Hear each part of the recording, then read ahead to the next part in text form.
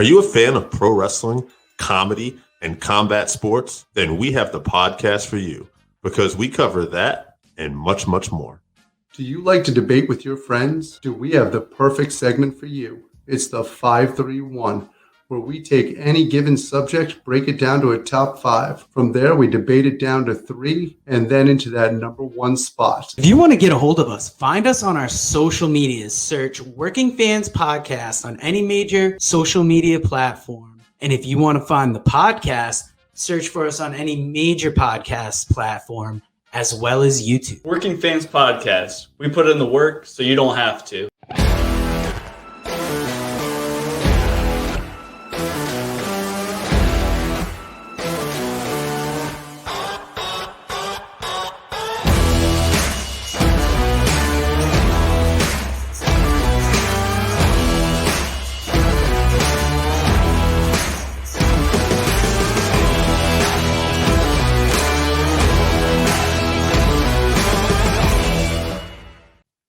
All right, everybody, it's the Working Fans Podcast. We're going to have a little year-end edition talk here. And as you notice, the last few weeks, we've been picking like storyline of the year, matches of the year, male wrestler of the year, female wrestler of the year. So, you know, we'll talk a little bit about that stuff, but not hang on too much because we've already kind of done that. But AJ, I think it's important that we also thank them because it's clear that they have found us to be the podcast of the year. So thank you guys for tuning in, and we appreciate the People's Podcast. The People's Podcast of the year. It's a ground movement. It's big, swelling up. Get to it. Hold on a second. I got a cough. AJ, wrestler of the year, we picked Roman Reigns. Roman Reigns, yes. His transformation into a heel. Adding Paul Heyman to the mix, the way he's really come into his own with this heel turn. He's been absolutely fantastic all year. Big matches all year. Yeah. And now I know we both loved Kenny. Kenny was right there for us. We thought last year he had a better year. This year he had a great year, but eventually he did drop the belts. He was injured. You can't be wrestler of the year every year, Kenny. I'm sorry. It just can't happen. You can't have it every year. So we shouldn't say wrestler of the year, male performer of the year. Yes, because you were saying off air to me a little bit too that if it was just wrestler of the year, your vote is who we picked for woman wrestler of the year, Brit Baker. Yes, Brit Baker. That's I believe that Brit Baker had the bigger year. I think she came a lot farther along. I think her character has come a lot farther along. Some would even say she's a pillar of the AEW. She had the match of the year in our opinion this year, her and Thunder Rosa. So how can you have match of the year, be women of the year, and not be the wrestler of the year? And I will say this too with Brit. I mean, Roman, yes, he's doing great with SmackDown, but it's WWE, it's the men's division. Kenny, belt collector, phenomenal. But Brit basically elevated the AEW women's division. Absolutely. And she likes to say that as a heel, but it's also kind of a shoot. Like she really did. She has made any segment that she's on, whether it's Rampage, whether it's on Elevation, whether it's on Dynamite, she has made any segment that she's on must-see TV. And I'm not just to steal a line from the other pillar, The Miz. Yeah. No, I mean The Miz. That might be line of the year by Punk there. Yeah. Just less famous Miz. That is awesome. I mean, that was probably the promo exchange of the year, right? MJF and it's definitely one of them. I think that was fantastic. I'll be honest with you, a lot of what we've seen from Brock Lesnar and Roman Reigns when Brock has come back has also been very good exchanges. Throwing Paul Heyman in there also, making Paul Heyman feel uncomfortable with Brock. Did you say that, Paul? Is that something you would say, Paul? Why would you? Good. I wouldn't put him on this, but Brock has been surprisingly good in this role. Like I know Brock had that line. This was before they had wrestled on whatever the pay-per-view was. Maybe it was the Saudi show where Brock signs the contract and Roman, smug. He's just gonna sign it, huh? He's just a dumbass. He's just a regular old farm boy. And Brock just looks get mad. He just laughs. He goes, I already signed it with my advocate, Paul Heyman. And the look on Roman's face, it's just so perfect. He's so good at this. His work with Sami Zayn a couple weeks ago was fantastic. That's absolutely incredible. That's who knew he had this personality the whole time? Yeah, no, it's good. It's good. But MJF and Punk definitely did some bombs on each Absolutely. other. Yeah, MJF with the shot at his UFC career. Punk calling him Miz. Yeah, so much good stuff. So obviously we're recording this after they were in Long Island, and CM Punk was great in the ring once again with his mic work, talking about him in Long Island. He went full blown heel on the Long Island crowd, and it was fantastic. That's some good stuff. Bryan Danielson. I want to talk about him a little bit. He's a guy that comeback of the year. Sure. I mean, either one of them, him or CM Punk, could be comeback of the year. No, Punk for sure, because Danielson was here for part of the year. Yeah, he was wrestling, but he was being relegated to crap. You know what's so funny? Well, I mean, he had some great matches though, even on his way out. Yeah. But I mean, here's the funny thing about Danielson. Like, he was already so good, but I feel like he could almost be most improved wrestler of the year. Yeah, because he's just on another level. It's amazing. His heel turn is so good. The way he stops, he literally is kicking people's heads in. I honestly, I know he says it, but to me right now, he is the best wrestler in the world. Tell me you didn't feel bad for the guys who he was stomping on, like Johnny Hungy and stuff like that. He's literally making you worry for the people he's in the ring with. Is he really hurting them? Is he really stomping their heads in? He's doing with the old formula of, you might not think that wrestling's real, but you're going to believe my shit's real. Yeah, no. He's tremendous. It's funny. We talked about this on our last episode and recording it around the same time. About Mustache Mountain, Trent Seven, and Tyler Bate, and something in that match. And I was thinking about this. Like, we didn't talk about sellers of this year. We don't talk about selling anymore. But this last Dynamite, Riho, just a simple match with Jamie. Absolutely. Riho is a tremendous seller. She's very small, and she's really good at getting the crowd to believe that she's in pain. She sells it. And before she retired, Kairi Sane was like that as well. And Trent Seven in that match, great you go look at it, he's sounding like he's dying, like he's screaming as he kicks out, and it's just the person that I think back to, and this is somebody who I think it ended up hurting their career because they were that good of a worker and that good of a seller, was when I was a kid, there was a guy named Mr. Perfect, Kurt Hennig. And I know a lot of the kids don't remember him anymore, but you should go back, check him out. Hell of a wrestler. He would sell his ass off, and he made people look even better than they were. His matches, I think he's one of the reasons why Bret got over the way Bret did, was the way that Mr. Perfect sold for him in their Intercontinental title match. Bret was a tremendous seller. Guys in general. Yeah, Perfect was quite a bump taker in particular, too. His bumps were just insane. He would flip through the air. Another person who was good and underrated, I think, is Dustin Rhodes. Dustin Rhodes is actually a hell of a salesman in the ring, and he was one of the first people I saw. And this guy's 6'6", and I would see him take a clothesline and do that flip through the clothesline, and it was just such a thing to see. It's just absolute. When you sell properly in a match, a la Ricky Morton, and you get the crowd behind you and you draw them in, that's when you've done something, and that's when you make an emotional connection, and that's when people really love wrestling. DIY, Gargano and Ciampa. Yeah, I mean, you talk Gargano about Ciampa is great, but Gargano is quite the seller. They used the formula that the Rock and Roll Express has used. Gargano would go in there and sell like Ricky Morton, sell, and then Ciampa was Robert Gibson. So this is like a year-end show. We're kind of just riffing here a little bit.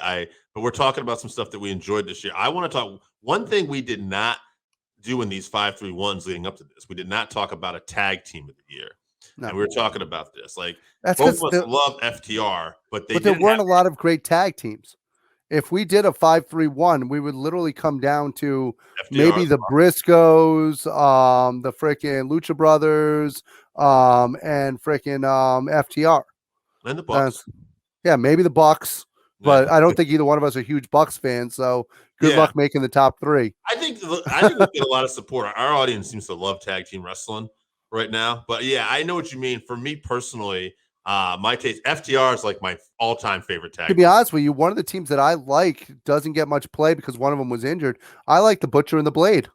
I think they're actually a very good old-fashioned team. I like what they do in the ring. I like their style of wrestling. It's good stuff. That's the Trent and Chuck, I think, is one of your Trent and Chuck. Unfortunately, Trent spent most of the year injured, being out most of the year with back surgery. But I think the best friends are fantastic when they work in there. And Right. Trent, you talk about somebody who can work in the ring. I mean, Trent's about as good as you get. So, I mean, tag team, I think, even though maybe we're not the biggest fans, I think we'd have to say it probably was the Bucks this year, though. Yeah. Well, they held the titles for freaking 90% of the year. And they had the matches to kind of dominate. Matches to go along with it. Everybody loves the Lucha Brothers match with them. It's not my cup of tea, but I do have an appreciation for it and what they put into it. And unfortunately, I do think that they have to be tag team of the year. Yeah, and not only that, I mean, it's funny, but like AEW kind of really runs away with this, don't they? Like they run away with a lot of the stuff because they just put on a better program overall. AEW was the hands down promotion of the year, right? Oh, absolutely. Yeah. Between just between you and I, nobody else will hear this. Do you, other than Roman Reigns on SmackDown, do you think that anything else even came close during the year of making you want to watch it as much as AEW? No. There's a couple things I liked here and there. But it's the funny. It's not okay. So the funny thing is like it's Roman on SmackDown. I enjoyed the stuff with Big E towards the end of the year, but that wasn't the whole year. We finally cashed in and got the title, and then Edge had his moments here and there, but Edge wasn't on all the time either.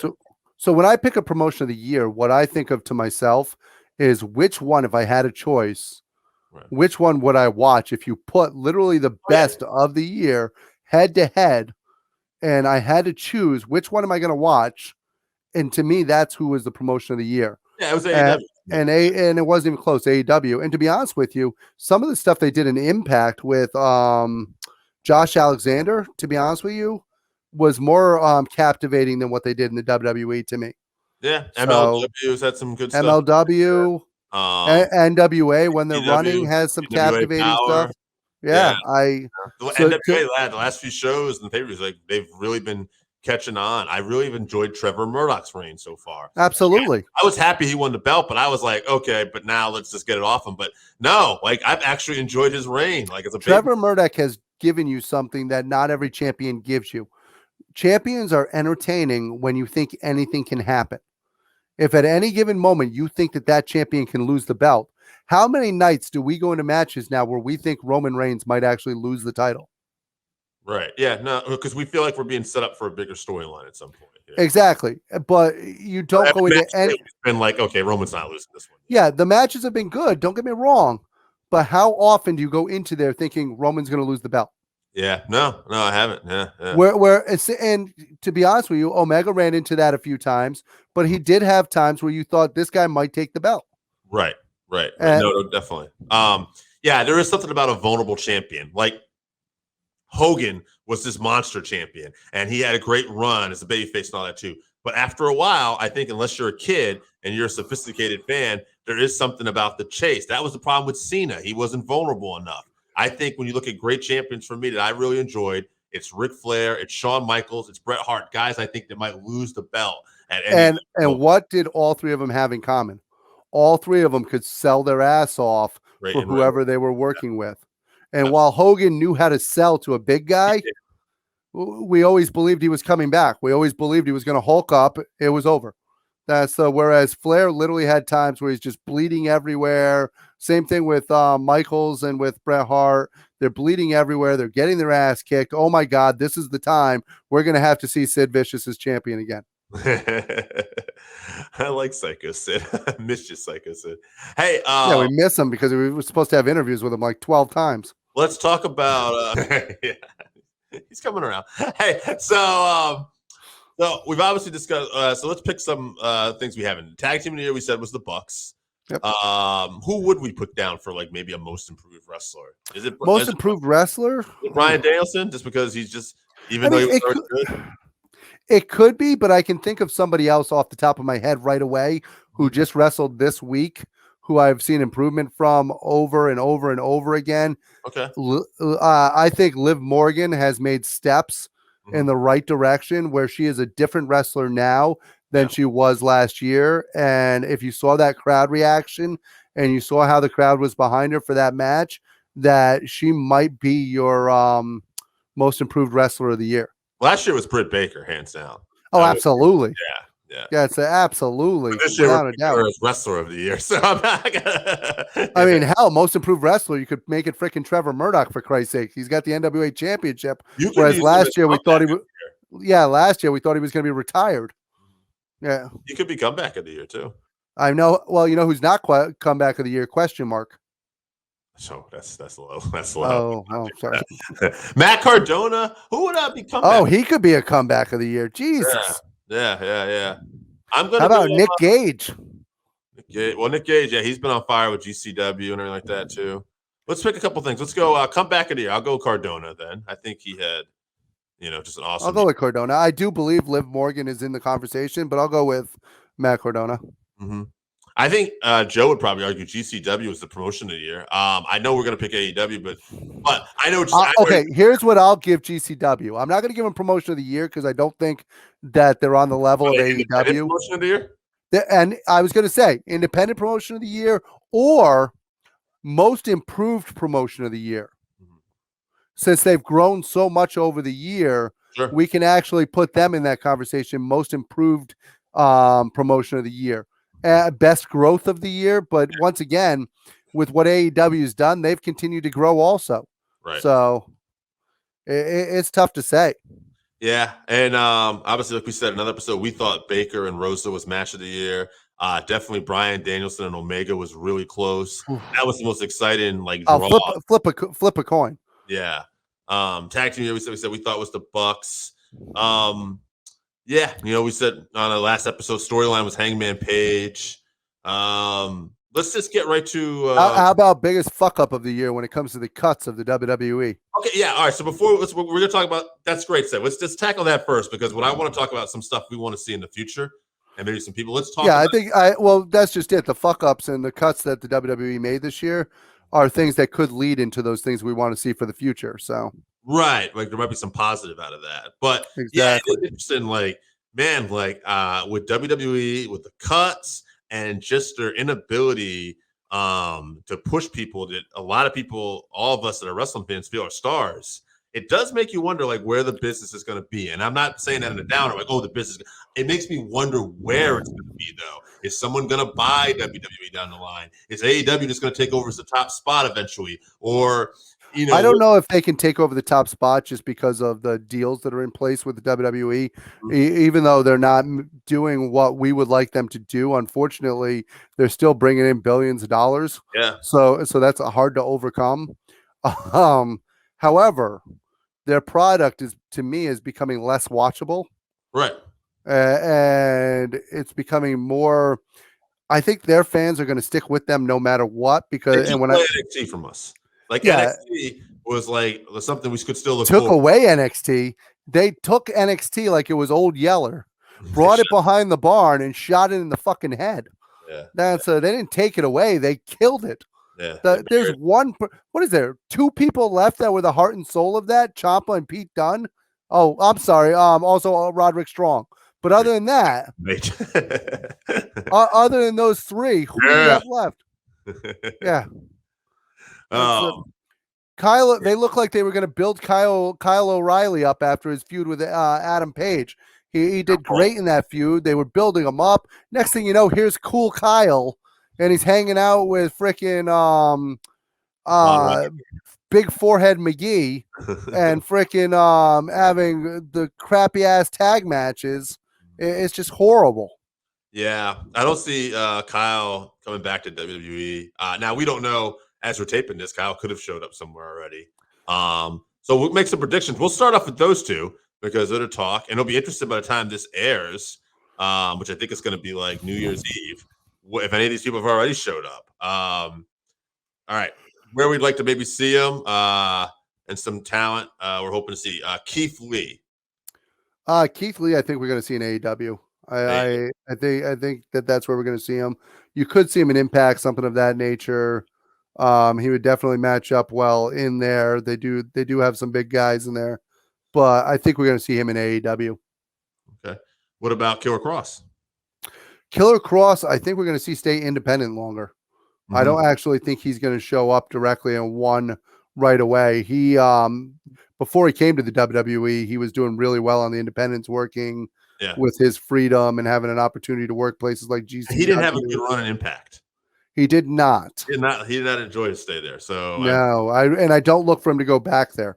However, I could see him doing a lot of work in GCW and MLW.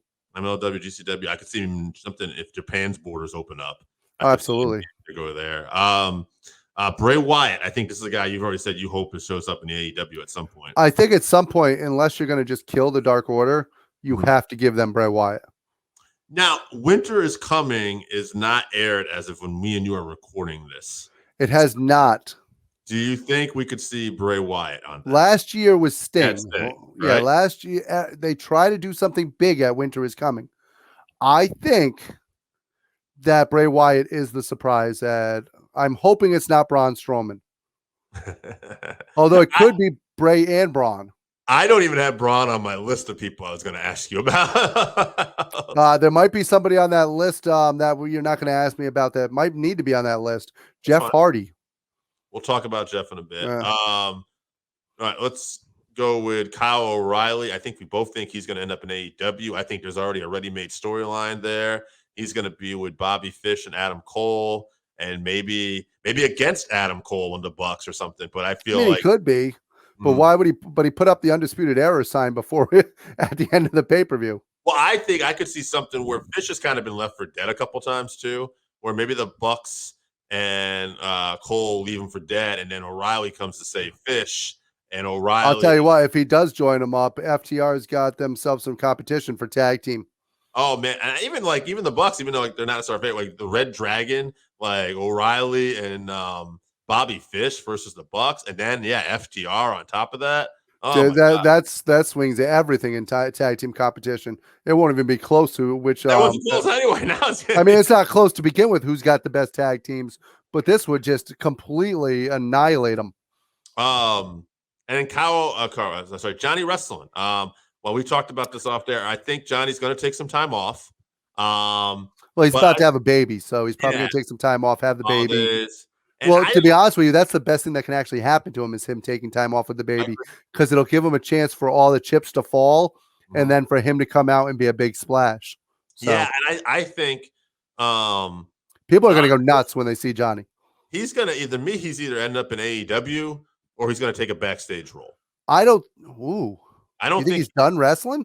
I'm not saying that. I'm just saying that, like, the way with everybody at the pictures at the end, we're chomping at that. Like, if he doesn't go to AEW, like, I don't think he's gonna, like, he's not sticking around that version of NXT. No, I don't think Johnny can stop wrestling.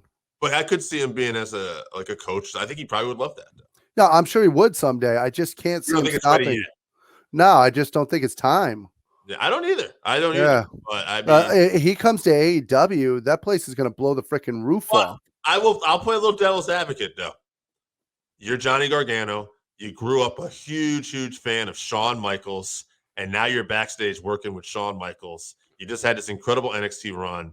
It's not a bad gig. It's safe. It's not a bad gig, but I know you're looking at it from the fan like we don't want this motherfucker to stop. No, I'm not looking at it from the fans. I'm looking at it from a competitor standpoint. I don't think that Johnny Gargano can actually take the tights off yet. That guy puts on the best matches every freaking night. How do you just take the boots off and leave him in the ring when you're still that good? I mean, we don't know. We don't know what the man's going through. You never know. But I could think of 20 guys off the top of my head that should retire. I do think Johnny Wrestling. All right. I think he does end up in AEW at some point too. I personally hope Ciampa does at some point too, whenever his contract's up. And I hope we got Ciampa and Gargano versus FTR again. Oh, God. Kyle O'Reilly. And I mean, basically the best of NXT in AEW. Hey. They would be able to do an actual all-tag team pay-per-view. I don't want to go too hard. I'm going to start off. You mentioned Jeff Hardy. I want to talk about Jeff Hardy. Jeff Hardy, I wish him nothing but the best, first off. Absolutely. Really do, yeah. But, for anybody, like, I want people to understand, and I don't know if anybody's doing this, you can't blame WWE on this one. They're giving this guy so many chances. So I want to ask you, have you seen the Twitter feed? Nothing recently. I have not. So you've had a lot of people come out in support of Jeff Hardy from the WWE, saying, Jeff, we love you. Thank you for everything you've done. Jeff Hardy's. Mustafa Ali had a thing where he talked about wrestling Jeff on Main Event, and he said, I figured he'd take it easy. And Jeff said, nah, man, let's go all out. I've been looking forward to this match. So Jeff Hardy's wife came out on Twitter and said, we are actually really good. Everything is going well, but thank you anyways. Yeah. Well, I mean, they probably don't want to talk about this either, too. I know Reba Hardy had said something about don't at me today. I think there's a big thing where there's probably right now the holidays and stuff like this. Yeah. And this has happened before. They tried to send Jeff to rehab before, and Jeff's refused and got let go. And so he said, no. He did not say that. Well, I mean, I guess he might have. We don't know. I don't think he sang it. But he's musical. But I mean, Jeff's got a lot of chances. I mean, he got a lot of chances in Impact Wrestling back in the day. He's had a million chances. Yeah. That's I don't get me wrong. I wish nothing but the best for Jeff Hardy. I hope everything works out for him. I hope that the demons aren't as bad as people are making them out to be right now. But I can tell you this by what I've seen for the last year. This is a guy who has worked his ass off, has done the job for how many people, including having to pose for selfies and stuff after getting losses. Maybe he's just fed up, and maybe his storylines with the WWE just drove him to drink this time. Jesus Christ. I don't know. You know what? I want to get fired. Maybe I just need to show up messed up. This poor guy's giving what's left of his body and being put in trash after trash. He was getting the biggest pops again recently, and it actually looked like they were actually going to push him again, though. I don't think they were going to put him over Roman, but it looked like they might have done something with him there. But I can tell you this, whenever he gets together with his brother, usually they put some good shit together. They do. So do. Does Jeff Hardy go to AEW at some point? I think he does. Anytime well, here's an ironic thing. Matt Hardy put out something last week where he said, I've got to go back to being me. That seems to be what people really connect with. Interesting. So that's a little something too. Yeah. Anything else you're looking forward to this year? Actually, we're going to do this with MMA. We'll finish off with this. Who's going to be champion at the end of the year? All right, I'll do this just end of next year. Yeah, so we're just going to guess. Yeah, because the end of this year, I'm pretty sure it's going to be Cowboy Page and Roman Reigns. Yeah. But wait a minute, when is the winter coming? Is that this Wednesday coming up? It is this year. So so maybe not. It'd be funny when that come out. But so at the end of 2022, we'll just make a prediction. Who's going to be AEW World Champion? MJF. I like it. And for WWE SmackDown, will it still be Roman? SmackDown. I don't see them elevating anybody else right now, so we'll go with Roman Reigns. I think Roman's going to hold it on to the fall in WrestleMania out in California. I think that's where Rock's going to come out. Yeah. So another year, folks. WWE Raw Champion. Probably not going to be Big E the whole year. I would imagine not. They could go back to Lashley, could go in a million different directions. There's nobody on that roster that really sticks out. Isn't it funny where we talked about where it's almost like you like having like a vulnerable champion, anything can happen, but WWE has done such a poor job with that. We just don't know who's ready to take the belt. Well, that's the problem is they haven't developed anybody. I don't feel comfortable saying this person's going to make a big run. You know what? Randy Orton. Randy Orton will be WWE. I think Randy Orton's got one more run in him, and I think he kills me right now with the stuff he's doing with Riddle. What about Austin Theory? Wouldn't that be something? I like Austin Theory will eventually be in the talk and in the conversation. He's got great skills in the ring. He's got great personality. Could be Seth Rollins. And Vince likes him because he put him in there. Seth Rollins could be also. Yeah. He's obviously got runs still left in the tank, but women's champion. Let's start off. Let's work our way to AEW. Let's start off with Raw.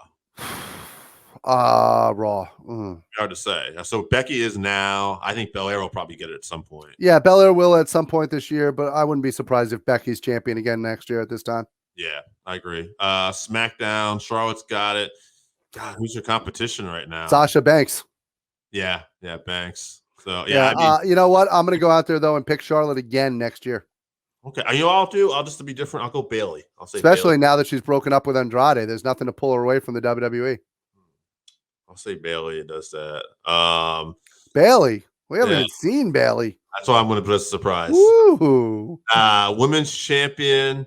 I think she's going to lose it this year, but my guess is she'll get it back at some point. I do too. I think she's going to end up losing the belt, but I think Brit Baker will be champion again before the end of next year. So I do too. And surprises. Although I do think Thunder Rosa will hold the belt at some point next year also. Let's pick a wild surprise. And I'm not talking about anybody that's been cut. Let's just say like maybe somebody out there that who you think will end up in AEW. Yeah. I'm gonna go Ronda Rousey. It's possible her kid's gonna be like a year old at that point. Yeah. So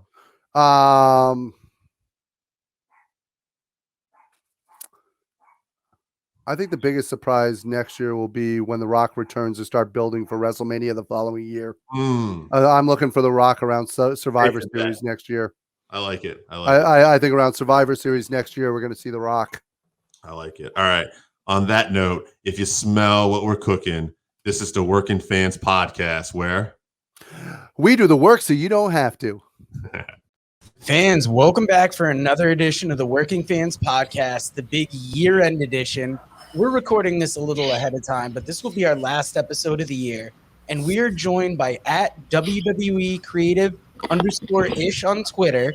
It's the longest-running parody action-adventure programming parody account on Twitter, patreon.com/WrestleRoast, and prowrestlingtees.com/creative_ish. We are joined by the great Robert Karpeles. Robert, how are you doing today? That's the best intro I think I've ever gotten on a podcast, so that was awesome. I really try and go in on these intros, and with Mike Lawrence, I was a fan of his comedy before going in. So when I fucked up his Twitter, I was like, Jesus Christ. I thought I covered all these bases because we're happy when anyone wants to join us, especially other people that do these podcasts. So it's nice to be fair. To be fair, Mike did have a Twitter, and I didn't realize that it vanished because I followed him. I was a fan of Mike's long before I had him on my show as a guest years ago, and then we brought him into Wrestle Roast. So I thought he was on Twitter for a while, and we were talking about Twitter, and he was like, I can't do a good Mike impression. He was like, yeah, I deleted my Twitter. And I was like, oh. He's like, you didn't notice? I'm like, no. So, you weren't that active on it before, so we didn't realize when you were gone. Exactly. He's on Instagram. That's what the kids are on. Yeah, we've actually been trying to keep up with those new social media platforms. We just got on TikTok, and as adult males, I'm embarrassed for myself that we have to go to that level, but it's weird because as a podcast, you want to get yourself out there as broadly as possible. But sure. I mean, you're on a watch list now. I know. I was going to say, like, I feel like it's like Working Fans Podcast / Jerry Lawler. Watch out for these accounts. I hope Lawler's on TikTok. I know, but it's going to be sadder when he calls for puppies there because he just doesn't want them to be old enough to be dogs. I love the fact that when they were in Memphis a few weeks ago, they had to do the bit on Raw where a female fan was so excited to see Jerry Lawler in the back. Right. If you want to know how much clout Lawler still has in 2021, that's all you need to know. Nobody's allowed to be over in WWE except for Jerry the King Lawler. Yeah, he's the only one that gets it nice in his hometown, except when they're supposed to come out to vote for him. Well, that problem with that is that not everybody in Memphis is a wrestling fan. There's a few people who have cracked a book. And when you look into Lawler's history, it's not great. No, especially the stuff he shares. Like, forget like what comes out of his mouth. Just look at sometimes what he shares on Instagram, and it almost gives you a deeper insight into the inner creepiness. Well, there's also the problem of when you run in a city like Memphis, chances are Lawler has slept with your wife or daughter. So you're not going to want to go support that guy. Oh, 100%. Now, were you always a wrestling fan, or what kind of brought you into it? I was always a wrestling fan. I got brought in as a little kid, the Hogan era, the rock and wrestling, the cartoon on Saturday mornings. I was a comic book guy, and it was to see these guys come to life. It was mind blowing. It was, an era before there were Marvel movies or any of that stuff. and you see someone like Hulk Hogan or Randy Savage, and they're so much larger than life that it's like watching a cartoon that come to existence. And when you think that it's real and you're living and dying by everything that's happening when you're a kid, it's the best. And they get your hooks in you, and then you want the toys and you want the lunchbox and you want the pajamas and the Halloween costume, and you're stuck for the rest of your life. It's a really smart marketing strategy. Yeah, that's why WWE is almost the ultimate abusive relationship, because it's like they had your trust once upon a time, and every once in a while it's almost like they give you enough to really want to buy back in, and then they do some goofy shit where you're like, why do I watch this? And then it's like Kevin Owens resigned, so you're like, I'm back in. And then he's going to be like Bobby Lashley's manservant in like 2 months. But that's the beauty of being a wrestling fan. It's like we all suffer together. And depending on how long you've been a wrestling fan, you've suffered for years or decades. I always find the hallmark of it, it's like liking an indie band is the best way I can describe it, where, I liked them first, when none of my friends were wrestling fans growing up, and then the NWO hit and Stone Cold hit and DX hit and everyone is wearing the shirts at school. I'm like, where were you guys when it was Crush and Savio Vega? Like, how dare you? We had to pretend like Doink was all right when he brought along Dink, and then the 3 other midgets were like, no, this is great. Exactly. We suffered through the post Hogan on steroids WWF when he had spaghetti arms and a Japanese photographer camera blew up in his face, and slogged through years of watching, Mania with Todd Pettengill, where you were excited to see Aldo Montoya because, damn it, that was a star. He had pyro that spun. 1,000%. Robert, I'm curious, because I kind of grew up in that golden era too, a little bit, with the Hogan era first in the 80s. And I remember thinking too in the 90s too, like, okay, people are starting to quote this shit again. Like, this is interesting. But I remember like the first time I started on WWF, but I found like AWA and then Tim Crockett and stuff. What was some of the other promotions you discovered, and was your mind kind of blown? Like, hey, there's other wrestling promotions out here? Oh, that always confused me because I knew there was WWF. It was kind of like synonymous. It's like if you get a cut, you get a Band-Aid. You don't get a bandage. If you're going to watch wrestling, you're not watching wrestling. You're watching WWF. Growing up, I was born up in New York, so that was WWF territory. And I moved down to Florida, and you got WCW, which aired at like 6 o'clock in the morning on a local station. And it was mind blowing because you kind of recognize some of these guys that used to be in WWF. And then you saw some of these other talents. Like I remember seeing Cactus Jack for the first time and him fighting Van Hammer on a dude ranch. And I'm like, what is this? How is this real? And then I consumed anything that there was. I used to love on ESPN. First, you had a little bit of AWA. And then when that transitioned and it was global, and global they treated it like it was something that was real. And I thought it was a real major promotion until I found out, they're essentially wrestling in a barn in the middle of Texas. And I would see all these guys, and then they would transition to WWF and WCW. And I'm like, hey, there's the Lightning Kid and the Handsome Stranger instead of the 1-2-3 Kid and Buff Bagwell. It was strange to realize what else there was. And then I think it was if you were a fan in the early 80s, you aged perfectly with wrestling because it was right around the early 90s when ECW was accessible. And when it felt like WWF wasn't necessarily catering to you, you had an alternative to keep you hooked. And it felt decidedly different. It felt exciting. And it felt like, is this something I should be watching? It's airing at like 1 o'clock in the morning. And sometimes it's on and sometimes it's not. And it's a wide internet, everyone had, America Online or Prodigy or something where it was dial up, but to get some of this content and be able to watch it, you had things that scratched various itches of your fandom. I was always going to be loyal to WWF, but it was cool to see what else there was out there. Did somebody get you into wrestling? Like for me, it was my brother. He fell out of it. I never did. My mom would occasionally watch it. Like, my dad was kind of in and out, but like, was there anybody that got you really into it too? No, this was one of those things I think my parents really hoped I was going to outgrow. It was like, are you sure you don't want to try cigarettes instead? Like something a little less.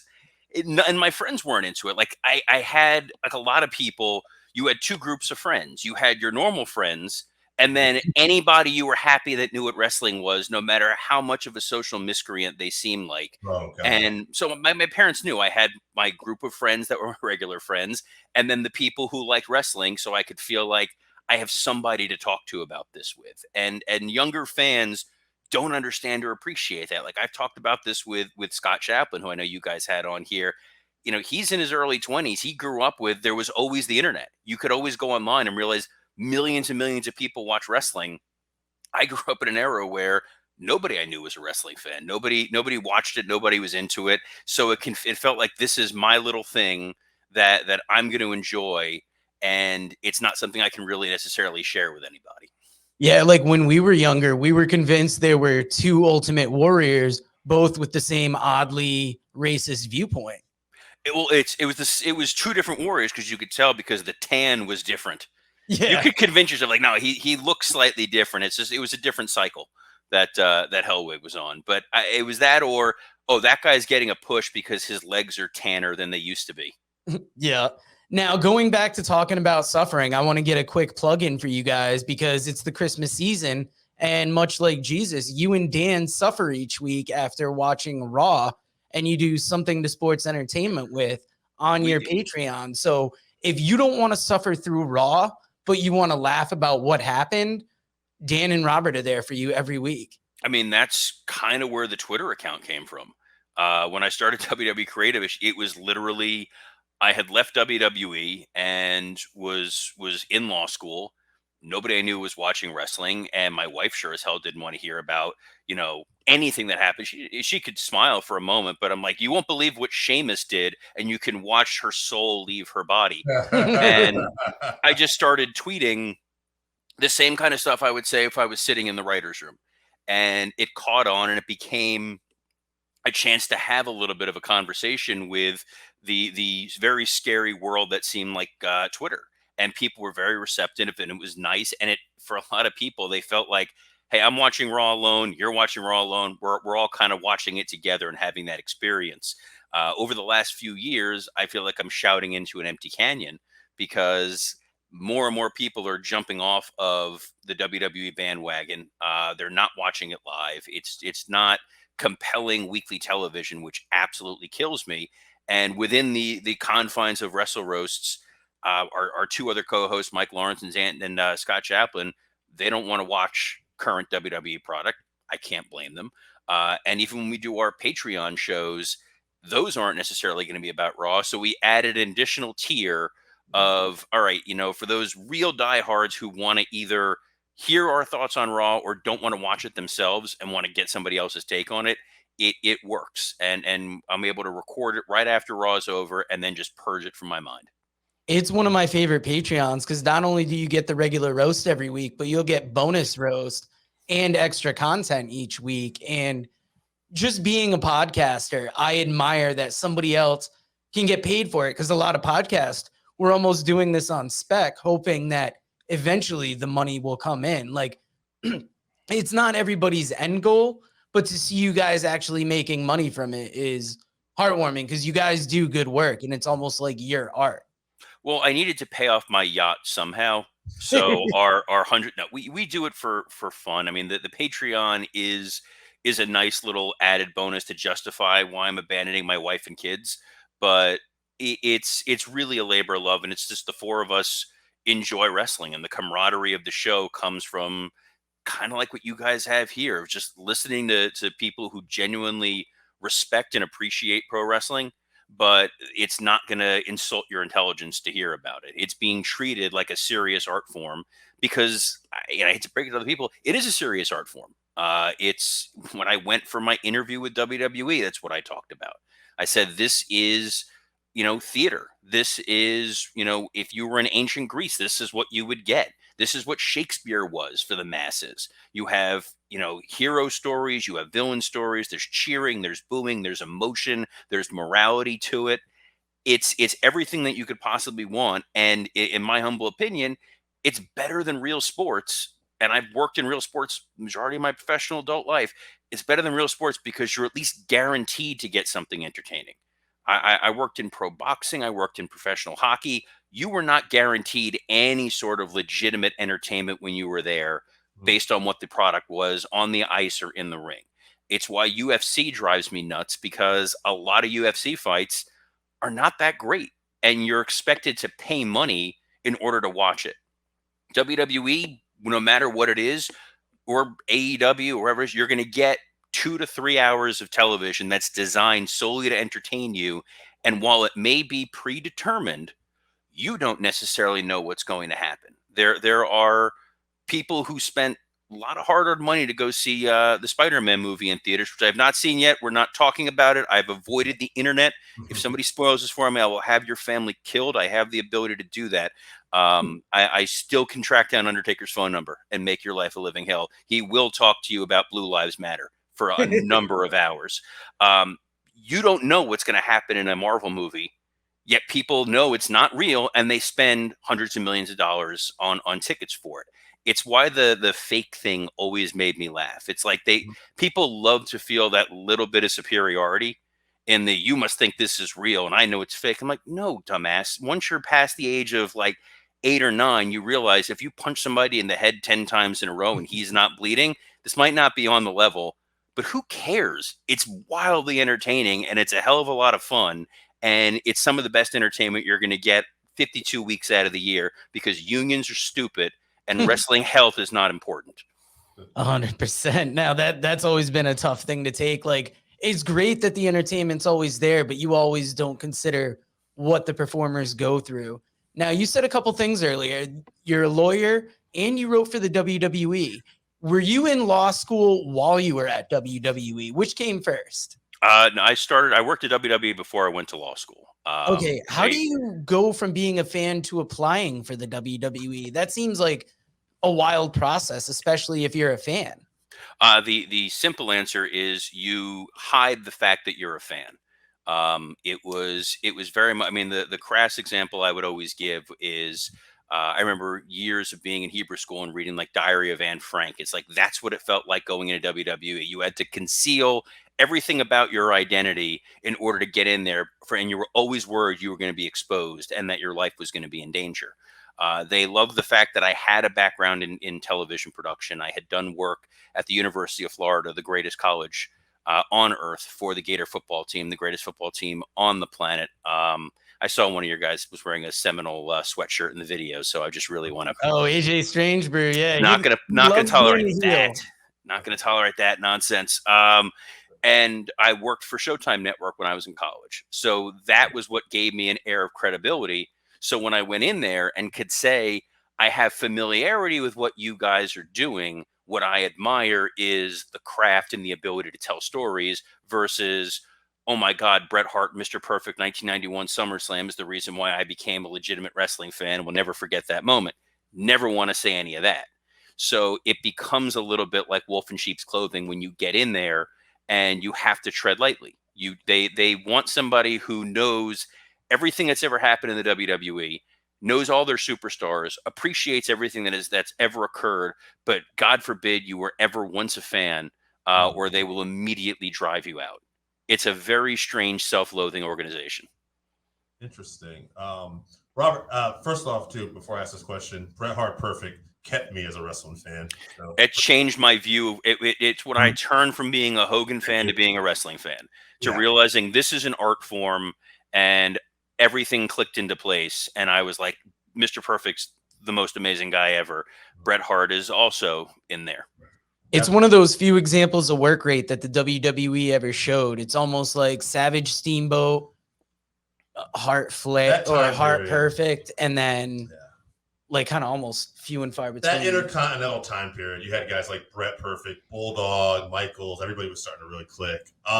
I just wanted to ask you, though, because obviously, so you were a writer, and, we don't always hear a lot about this stuff, and I'm just curious, who were some of the guys that were actually really good to work with in the sense that they could actually maybe throw ideas back at you, and they were good ideas, and you could maybe have a good back and forth with? Edge is the guy that comes top of mind. I mean, that guy he was Money in the Bank winner at that point in time, and whenever it came time for pre-tapes, he always just had something. There was an idea, there was a take, there was a viewpoint on what he wanted to do, and he would nail it every time, no matter what it was. And this was around the time of his feud with Matt Hardy, when Matt Hardy had come back and all the unpleasantness with Lita. And I thought going into it, I'm going to be a Matt Hardy guy. I'm going to really want to help him out. You know, this thing with Edge and Lita was disgusting that they fired Matt over it. Lita was a beyond professional, incredibly nice, incredibly talented, incredibly smart woman. Edge was an absolute delight. Matt Hardy, and that's all I have to say. So he was great. John Cena was a guy who, no matter what it was, I mean, you give him something small and he's going to make it work. Very enthusiastic, very collaborative, zero ego, knew the name of every single person he was working with. He knew the lighting guys, he knew the camera guys, he knew about your families. Like, he was a pro's pro, and this is back in like 2005. He was just becoming the guy. And that was an absolute pleasure to deal with. Batista, same way. Another person who, no matter what you want to talk about, was dealing with stuff with him and Eddie for their, hey, we're going to pretend to be friends. And he just got it right away. And he had the comedic chops that we didn't realize he was going to have. And you started to see what was really exciting about Batista, as opposed to just, he was the muscle for Evolution. And then it was the him and Hunter stuff. This was moving him to SmackDown. This was giving him his own identity. And no matter what it was, if it was serious, if it was comedic, he always delivered. And it was awesome. You know, I'm just curious. One thing, listening to you talk about, like you mentioned Batista, you mentioned Cena, you mentioned Edge, generally the top guys in this time, and you mentioned professionalism with all of them. Would you say there's a correlation that your tippy top guys, a lot of times in that time period there, were some of the most professional as well? I also worked with Randy Orton. Okay. Okay, so it's not in Orton's defense, I will give Orton he was a young guy who had the entire world handed to him. He went from the military brig for going AWOL to thinking his life was over, to you go into professional wrestling and everyone's like, you are the second coming of everybody. And it's going to give you a big head. And then when you're on the road and you're in your early 20s, in every town, there's women throwing themselves at you. And every legend that shows up wants to go and kiss the ring. You're going to develop an ego. It's going to happen. And unfortunately, when I worked with him, we had to bring in Cowboy Bob Orton to kind of temper him a little bit, to keep him, on the straight and narrow, not knowing, Cowboy Bob was full of Hep C and we were going to have him bleed all over the Undertaker. So, it didn't really work. Now, ironically enough, years later, Randy and I become good friends. He's an awesome guy. And he even acknowledges, right, yeah, I wasn't the greatest dude to work with at that point in time. But there are certain people that are going to get 100 chances. There are certain people who are going to get one chance and it's one and done. It helps if you're really talented that you're going to get a number of opportunities. And if you're talented and have the right people backing you. There were plenty of guys I loved that I wanted to do stuff with that if we even broached their name, it was going to be bad. I thought the world of Brian Kendrick. I wanted to do a ton of stuff with Kendrick. I thought he was awesome, and basically got told, like, just, it's not worth, you're going to push a boulder up a hill and it's not going to go anywhere. And it's not going to help your career. And I would watch the OVW tapes that we were getting from developmental and see CM Punk when he was first there. And I'm like, how are we not using this guy? Like, how is he not our top guy from day one? And they're like, nope, Paul Heyman's pushing him really hard in OVW. You don't want to get that stink on you. And that was how I kind of hooked up with Mr. Kennedy and started to do some work with him when he first was debuting, because I'm like, that's my kind of wrestling talent. My one contribution to the professional wrestling was the Kennedy microphone dropping from the ceiling. Was giving that pitch and then green lighting it and then it taking off. And it was like, that's really cool that I was able to do that one little tiny thing to contribute to the business. Because when you're on the writing staff, it's a bit of a misnomer. You're not writing everything week in and week out the way you hope. You have an audience of one, and he's a crazy old man who sometimes loses his egg, and you need to do everything possible to hold his attention, or else he's going to like wander into traffic. That was actually going to be my next question, because I think the biggest question, knowing you worked for WWE, is we got to ask about Vince. I kind of have a 2-part question. What was it like your first time meeting him? And then what is it like in general to work underneath him? Because I think with what's happened with the product the last few years, we all look at it as he's just gotten crazier and less reeled in, but there's got to be a real human behind that maniac, right?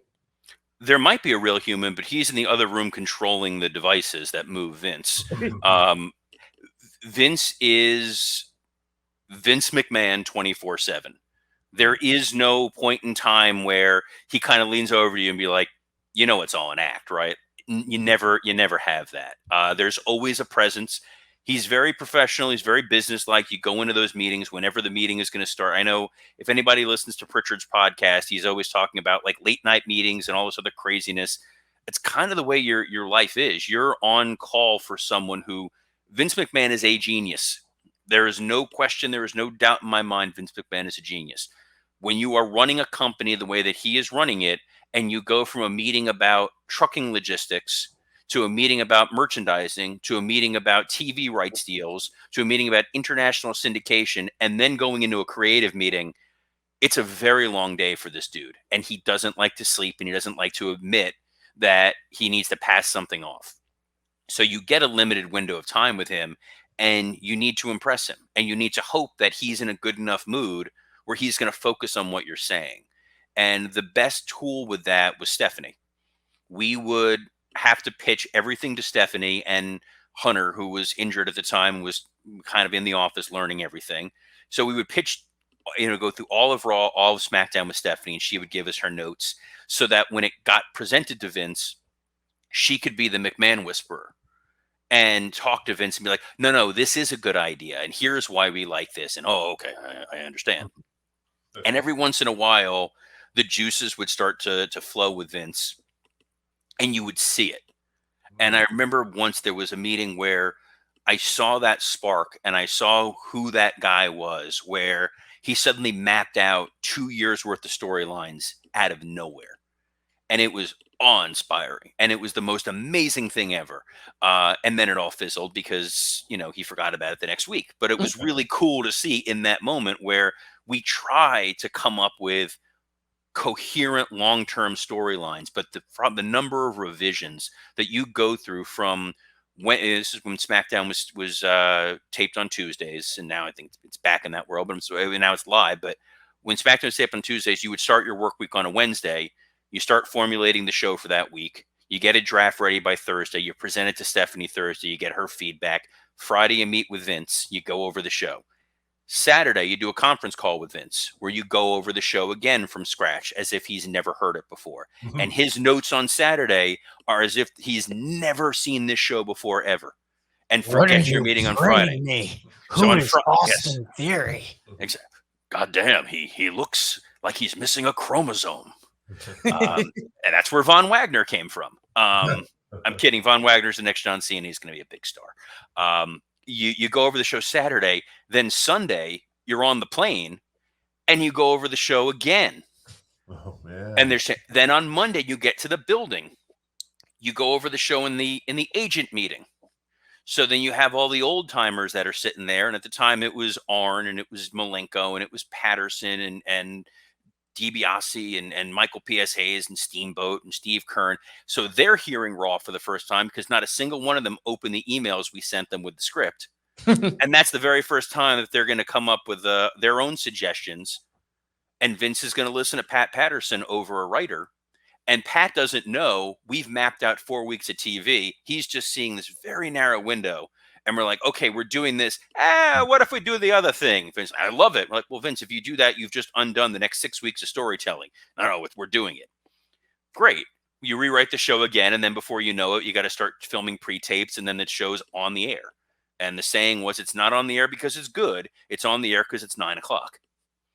Wow. And that's got to really burn you out because you've talked about the same show for 4 days, 5 days. It gets changed at the last moment. and then you have to retool everything you planned to that. And then I imagine you just have to do that each week. And that really makes sense how you lose some of the continuity of these storylines. And you lose credibility because you've talked to a wrestler and you're like, here's the trajectory of where we're going with you. We're going to do this. We're going to do this. We're going to do this. And then the famous expression is, plans change, pal. They think that you're going one way, and then the rug gets pulled out from under them because who knows what. Vince doesn't like the punch that you threw during one of the matches and has now lost all faith in you. Or he didn't like the lighting in the pre-tape, so he cut the pre-tape, and the pre-tape told the story of why this match was happening, and it was setting up your big turn. Like, stupid little things like that. Cade and Murdoch won the tag titles, or were supposed to win the tag titles, but they were taking pictures with the belts for the magazine backstage, and somebody saw it, and it went up online, and then it became, well, you can't put the titles on them. Because it got on the internet that there was pictures of them taking with the championships. They had to change the entire show at that moment. It's wild, and it's the best learning experience you can have. It's tackle football on concrete. Now, do you think that's the reason that a lot of guys leave the WWE feeling that they were promised something when maybe it's just a message that got mixed up? Because you hear a lot of guys say, oh, they were going to put the title on me. I was going to have this run. Much just Ryback. He's been hitting the head a lot. I was going to say some guys have less credibility. Honestly, you're not ever. I've never once seen somebody guaranteed something. I've never seen somebody once told this is 100% going to happen. Everything is with an asterisk, and here's what we're hoping is going to happen, or here's a direction that we think this is going to go, and then things get altered. And part of what the challenge is for WWE, and part of why it is so stale and so static and so boring compared to AEW, and I'm the WWE apologist, and I know that, but I view it a different way. They are a publicly traded company. They have to answer to shareholders. They can't do anything that's going to rock the boat, because if you rock the boat, you run the risk of being removed by your board of directors, and who knows what's going to happen with the company. You have a different fiduciary duty. Tony Khan, bless his heart, is an incredibly rich billionaire who's playing with action figures on TV. He doesn't have anybody to answer to but himself, which is why he can put on the product that he puts on. It is, as a fan, here's what I want to see, and I'm going to put this on here, and it's going to be awesome. And if you gave any writer that roster, they're going to deliver a great show, assuming you don't have a bottom line. He's a private financial backer. He doesn't need to worry about Wall Street. WWE needs to worry about who's the next guy, who's the next marketing wing, and move on from there. They are a global enterprise that has a recording, a record label. They have a movie studio. They have TV production. They have streaming rights, and they have $2 billion deals that are in place right now. And that's all that really matters to them and to their shareholders. And as long as you're selling action figures and blankets and toys, they don't need to rock the boat. And they're going to continue doing what they do for as cheap as humanly possible, because that's what Wall Street wants from them. And the only reason Vince has ever deviated from what he did was because he was on the brink of going out of business and had to change his business model. And once he changed it back after the XFL folded in 2001 and he had complete control of the landscape, there was no reason for him to alter his business until Mattel came along and said, we don't want a TV-14 product. We're going to offer you more money than you can possibly imagine for your toy rights, but you need to make a PG show. And they're like, great, we're a PG show. Vince is a businessman. That's what it ultimately comes down to. It's somewhat creatively bereft to a lot of people, but still pulls in millions of viewers in 160 plus countries, and it's serving the master that it needs to serve. I think Eric Bischoff made some of those same points too. Like, fuck Bischoff. I think it's really interesting. As a fan, to hear that, it's a very interesting perspective, though. Like, I don't think we think enough about what it means to be a publicly traded company. We're also the nerdy fans that are interested in the backstage of it and the why of certain things. And that was what kept me interested. Like, they lean into the dirt sheet world because they know after a certain point in time, certain fans transition from solely watching what's on TV to we're going to go online and we want to know everything about everything. And they cater to that market. When I was in WWE 24/7, when I left the road and was transitioning to be a producer for that, I always knew I was leaving for law school. I knew I had an end date at WWE. So when I was able to move to not be on the road and do stuff for WWE 24/7, I started creating fan content that I wanted to see because I knew, more importantly, the cable system in Connecticut didn't offer 24/7, which means Vince had no way of seeing it. So we were completely scot-free, and I had the entire WWE library at my disposal. That's got to So be the most fun as a fan. we created the Legends of Wrestling Roundtable, where we literally just sat guys around and we got them drunk.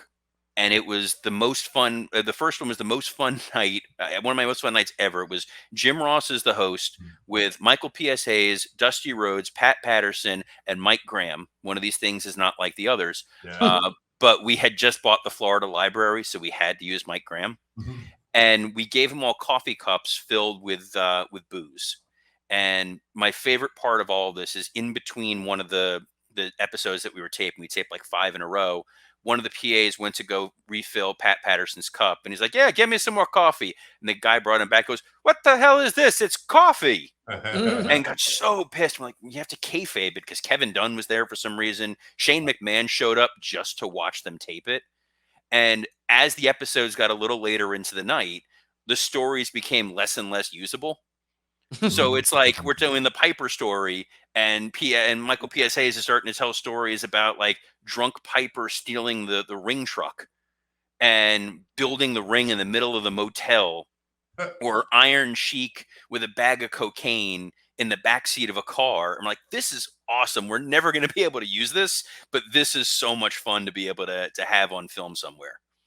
Yeah, I remember one of the great lines from that for me. I still remember this was like Dusty Rhodes.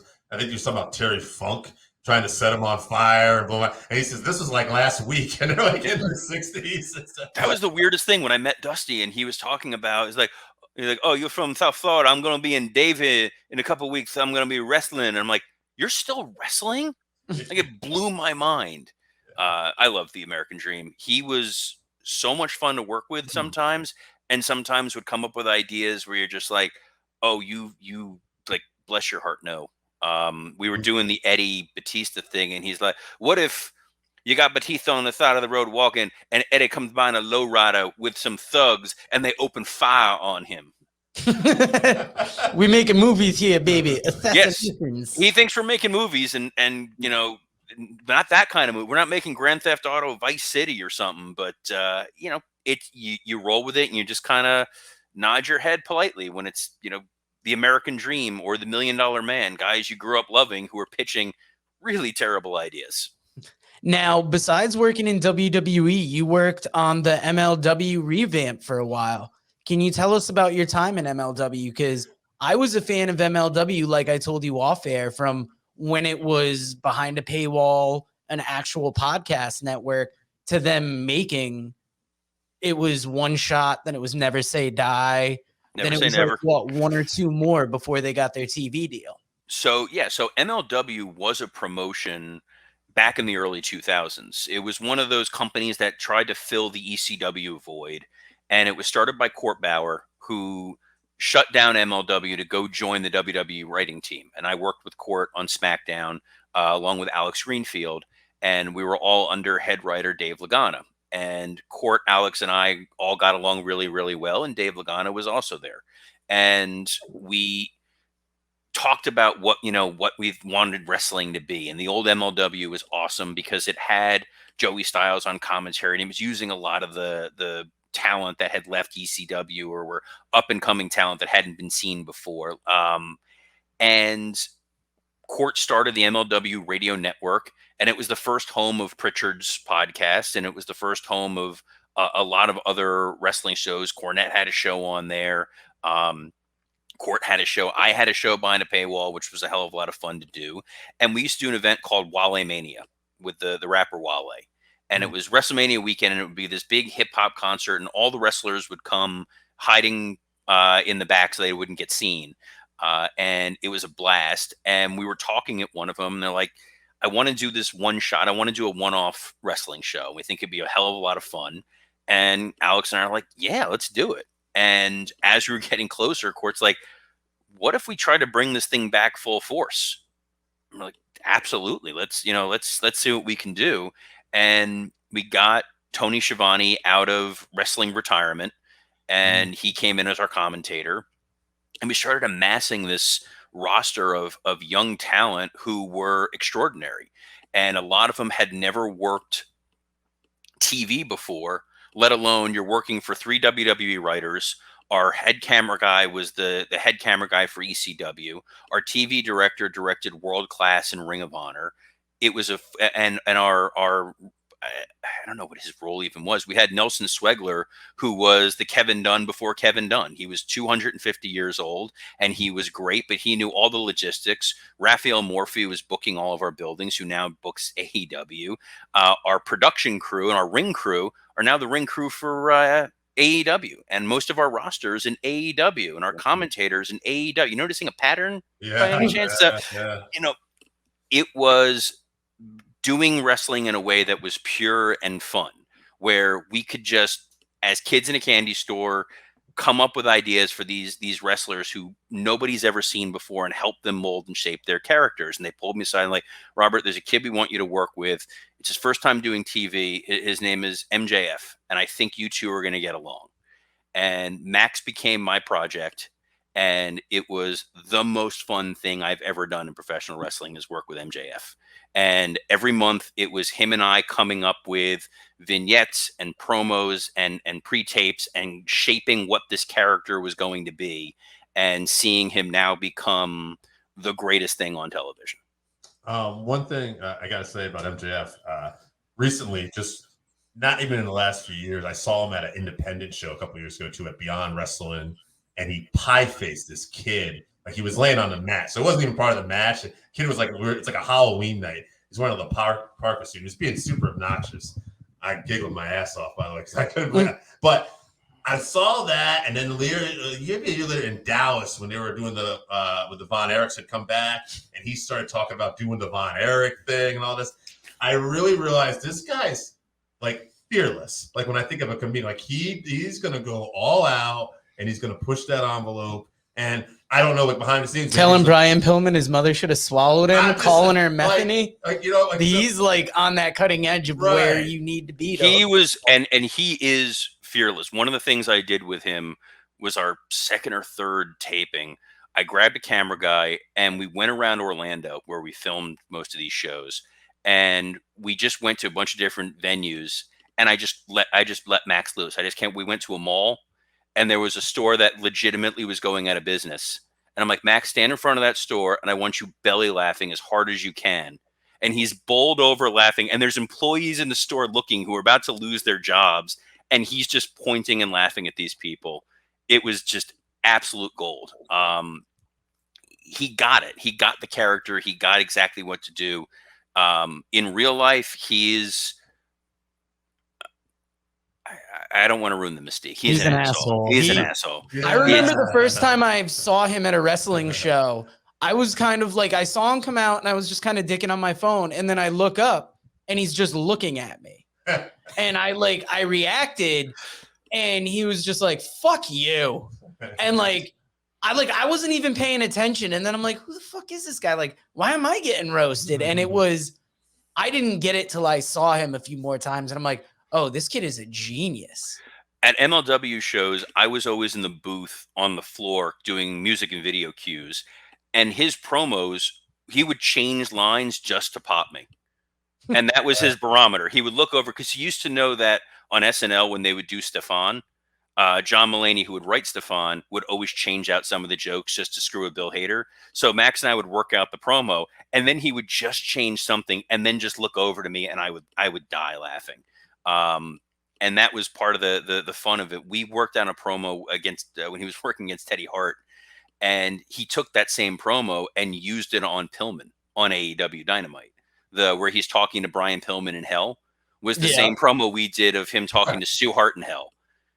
And I ran it by Court, and Court's like, check Right. with Teddy and make sure Teddy Hart's okay with it. And I'm like, Teddy's not going to give a shit. And Teddy was like, no, say whatever you want, man. What did Stu ever do for me? And I'm like, okay. He's not the reason you're here at all, Teddy. Like, there's no connection. No. Teddy Hart's there because I think he had pictures of Court with a donkey or something because we kept using Teddy creeped me out. I couldn't deal with Teddy a lot of the time. Yeah, Court definitely seemed to be, I mean, just as a fan, like he would work with the people. It seemed like that maybe nobody else wanted to work with. Low-key, Teddy Hart. Yeah. And that's the thing. He always said, like, I'm Joey the asshole. Ryan. He's like, I'm the... We won't get into you that. had me going until... So go to the low-key, Patreon for that. Low-key... No, that's right. Low-key was... Because we brought in Low-key, we brought in MVP, who were two guys that were kryptonite. Nobody touched them. And they were the most professional, incredible, collaborative, giving individuals. And I had so much fun working with MVP and so much fun working with Low-key. And the problem with Low-key is Low-key expects a degree of excellence from people and doesn't tolerate anything else. And it's, I'm going to treat this seriously and I'm going to give this my all. And if you're not, and I feel like you're not, I'm going to tell you. And sometimes in wrestling, people don't like that. And that was, you know, the caval of it all. Like he could have showed up and cashed a check wearing a wetsuit for years. And he just got to the point of, I wasn't just going to be happy working Velocity or Main Event or whatever it was. And when you're vocal, sometimes it works in your favor, sometimes it doesn't. And then you get that reputation, unfortunately. Teddy Hart was kooky and off the wall and weird, but fans loved him. I didn't understand the Joey Ryan thing at all. I got that he had built a following, and this is before him being potentially canceled and all that. Let's put an asterisk in a star there. And I remember Wheeler Yuta showing me a video of this guy, and he's like, this is a dude I want to bring in, and it was Orange Cassidy. Oh, okay. And I'm watching this video of him, and I'm like, this is the weirdest stuff I've ever seen. But we're like, well, no, we have Joey Ryan. You can't do two guys who are being meta. And we bet on the wrong horse. And it's funny because like we have enough to explain as wrestling fans. And then we go, there's this guy with a dick grab spot. Like, I'm not a fan of it. People love it. I don't love it. And then it's like, it's hard to come back from there. But Robert, we don't want to be difficult to work with like Teddy Hart. We have to have you on again because we want to talk the Wrestle Roast podcast. We want to talk so much more. But on our show here, we do a segment called the 5-3-1, where we take your top 5 list on a particular subject, vote it down to a top 3, debate it down to a top 1. And since we're closing out 2021, can you give us your top 5 wrestling moments of the year? Yeah. So some of these won't be much of a surprise whatsoever. And as the WWE guy, it surprised me that it was more AEW heavy, but it's the way it is. I think the first moment has to be the debut of CM Punk in AEW. I think there was very few moments that existed in wrestling that were going to replicate the authenticity of what that was. That was something as a fan, you wanted the moment that he vanished from that Royal Rumble. You were desperate to see CM Punk back. And it was a genuinely emotional moment. And this is even with the fact that having dealt with the real CM Punk, I know that he's definitely a difficult guy and not the easiest person, but you forget all that. You became a fan, and it was a real moment that felt like you were a fan. Second for me was another Punk moment was him and MJF. Watching MJF's promo where Max eviscerated CM Punk, like as a proud parent, seeing this moment, I'm like, this is the coolest thing ever. I texted him back when it was him and Jericho, and I'm like, there's nothing cooler than seeing my creation go toe-to-toe with the dude that kept me involved in wrestling. And then just watching the masterclass Max put on with Punk, and has continued to do so. But that first thing that you knew they were going to eventually collide was amazing. My third memorable moment was Danielson Omega at Arthur Ashe Stadium. The match itself was good. The atmosphere, the environment, the crowd, especially after I watched Thunderdome for a year and a half straight. This was like ECW One Night Stand where you just had goosebumps, and this audience was rabid and loved and appreciated everything. And it made you a wrestling fan, whether you wanted to be or not. My fourth moment, because this was so surreal, and so weird to see and brought me so much perverse joy was the WrestleMania rain delay. Because that must it was have been burning Vince. It was where you saw who could actually deliver on television. Yes. Who could you trust with a live, unscripted promo? How they were able to carry that broadcast in panic mode, that felt like the WWE of old. That was like, oh, there's still the magic there. There's still what they can do when it's not overproduced to a comma, Kevin Dunn world. It was, all right, we can trust Kevin Owens the microphone. Give Kevin Owens a microphone. Let him just cut a promo.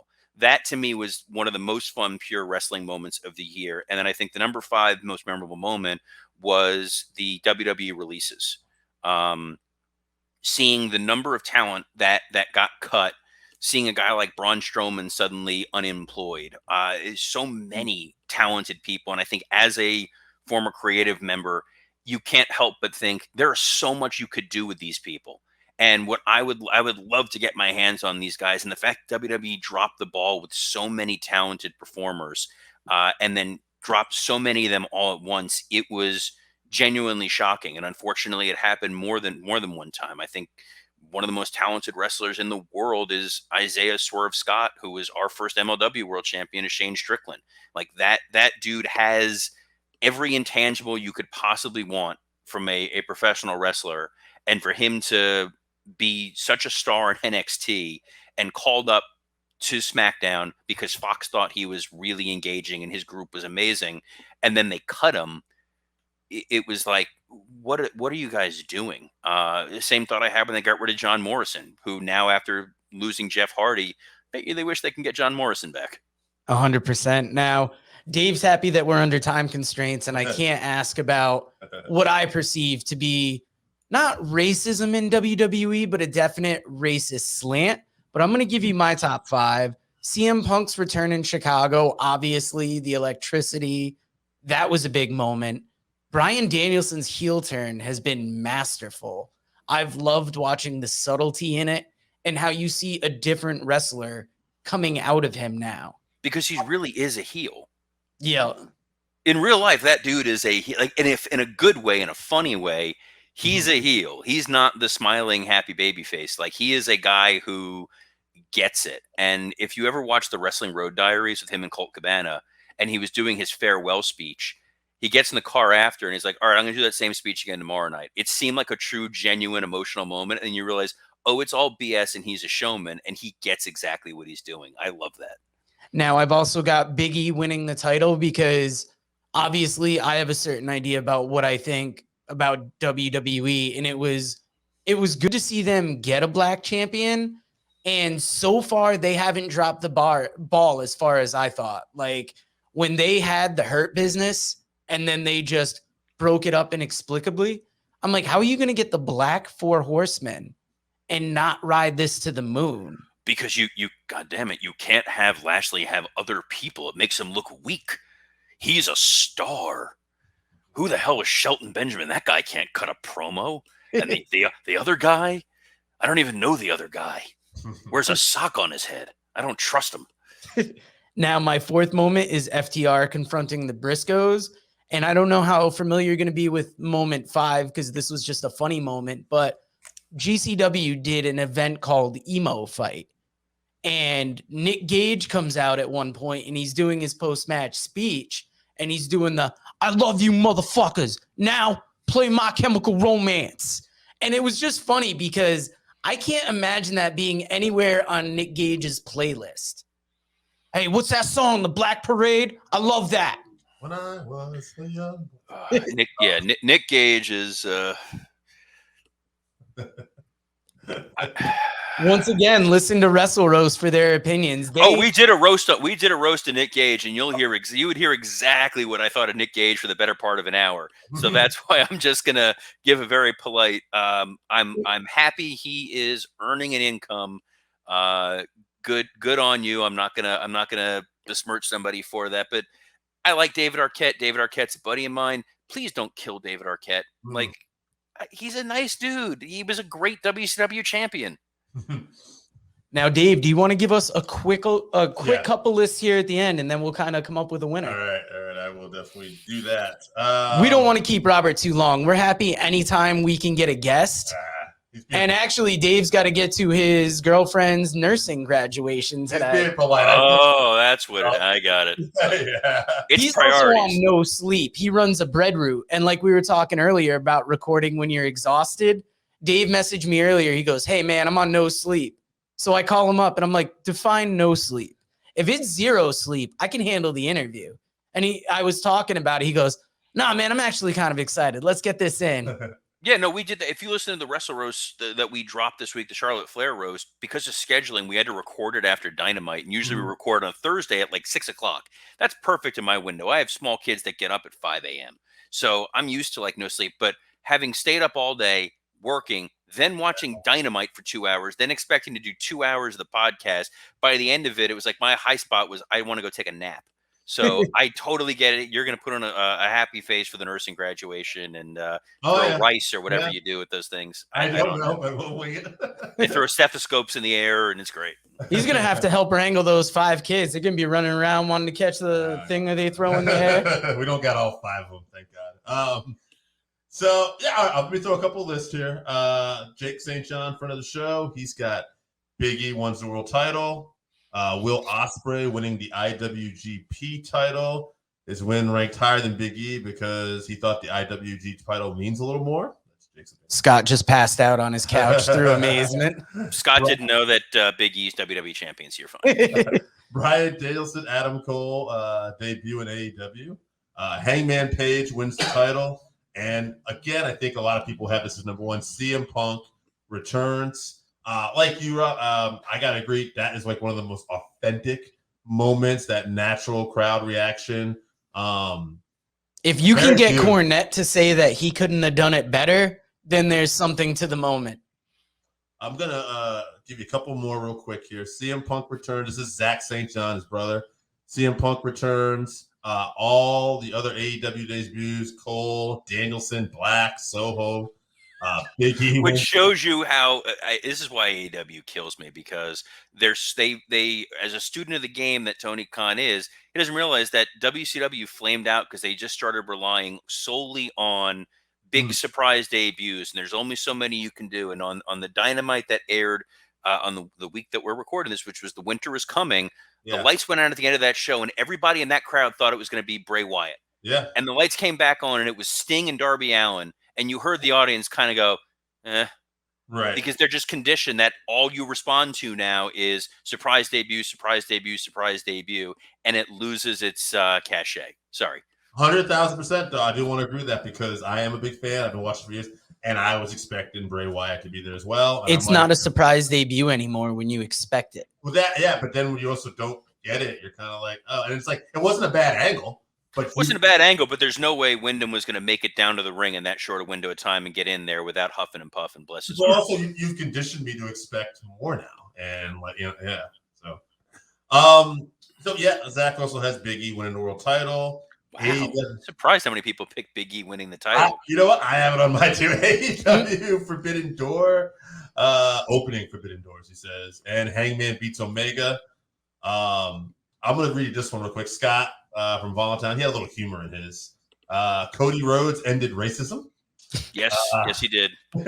Nick Gage's Bloody Pizza Cutter appeared alongside a Domino's Pizza and national television commercial. That was an all-time moment.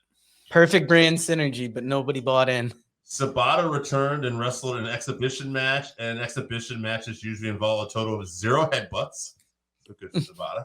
NXT became NXT 2.0, so now I have free time on Tuesday nights. NXT 2.0 is great. You people don't know what you're talking about. It is fantastic.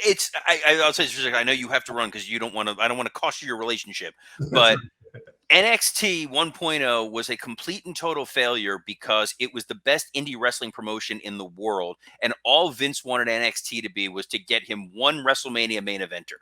And it got him 0 WrestleMania main eventers in 6 years. Triple H was giving the audience what they wanted and not Vince what he wanted. And NXT 2.0 is going to be a success because Braun Breaker is eventually going to main event WrestleMania and Vince is going to feel vindicated. So NXT 2.0 is a hell of a lot of fun watching. It's like old school Memphis wrestling where every segment is just a random gimmick, a random angle, and the storylines make sense even if they're written in crayon and incredibly simplistic. Sorry. I do like the promo videos that they play. It almost feels to me like old WWE with Josh Briggs and his friend being oh yeah, when they're like we're Southern boys and we're gonna throw the hacky sack in the back, and then we're gonna go to a concert and people are gonna watch me like, I go to concerts, I like these guys. Like, that's the kind of shit that worked for so long in pro wrestling that it like the old WWF Superstars fan in me is so happy to see this nonsense. I'm gonna agree with some of that because as a fan, it does remind me of that old school a little bit where WWF. It even kind of reminded me almost of like, like Impact Wrestling met Global or WCW Worldwide, like the taping style, and like I would say a small time independent in the sense you're gonna see some people like, this is crap. Oh, wait, this guy's really good. He could be a star. It's going to be, you kind of can't go in thinking the whole show is going to be like amazing. But no, it's hit and miss. But you know what? Unlike AEW, I can tell you who every single wrestler is on NXT. Not their names, but I can tell you what their character is. I know Mike Lawrence always brings this up because he has no idea what Angelico is, and it bothers him to no end. But there's a number of guys in NXT or in AEW who are just, it's a wrestler. I couldn't tell you 3 things about them. Yet I watched, NXT and I'm like, there's a dude with wacky jackets. And I know everything about him because he's got wacky jackets. And that's all you need to know to and understand this guy. There's another dude who's just like, they shaved my head and now I'm bald. That's his character. Sometimes wrestling is not that complicated. He's also a hell of a card player, apparently. Well, actually, he's not that good card player. I think that's why he got. He's not. He lost to Cameron Grimes to the moon, who I tried to bring in MLW, and Cameron Grimes was out of town the day that I needed him, and I was so pissed because I'm like, we got to bring this dude in, and I'm like, are you available tonight? He's like, I just left for the Carolinas. I'm like, damn it. Yeah, he is good. We've been liking Cameron Grimes for a long time. Oh, 100%. Awesome. Now, Dave, you want to bring us one more list? And we're going to skip the top 3 because I think the number 1 is going to be a little obvious. Yeah. It's the WrestleMania rain delay. I know.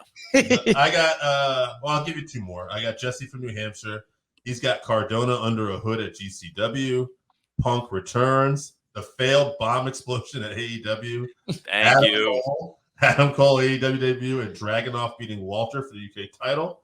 And I'm going to cram my list in because, hey, I'm a co-host on this show. And I'm get your shit in, brother. Get my shit in here.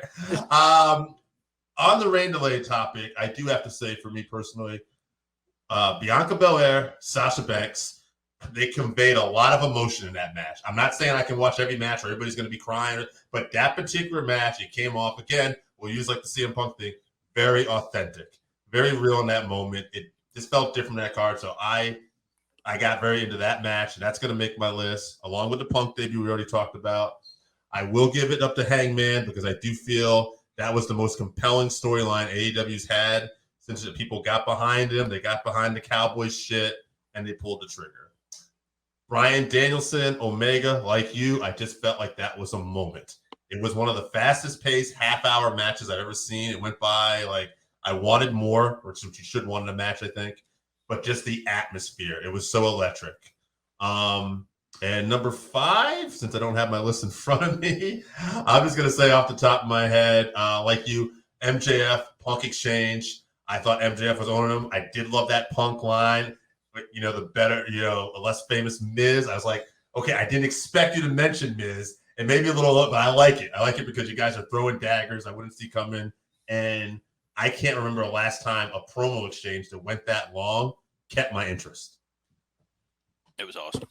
100%. Now, Robert, before we let you go, is there anything you would like to plug on the way out?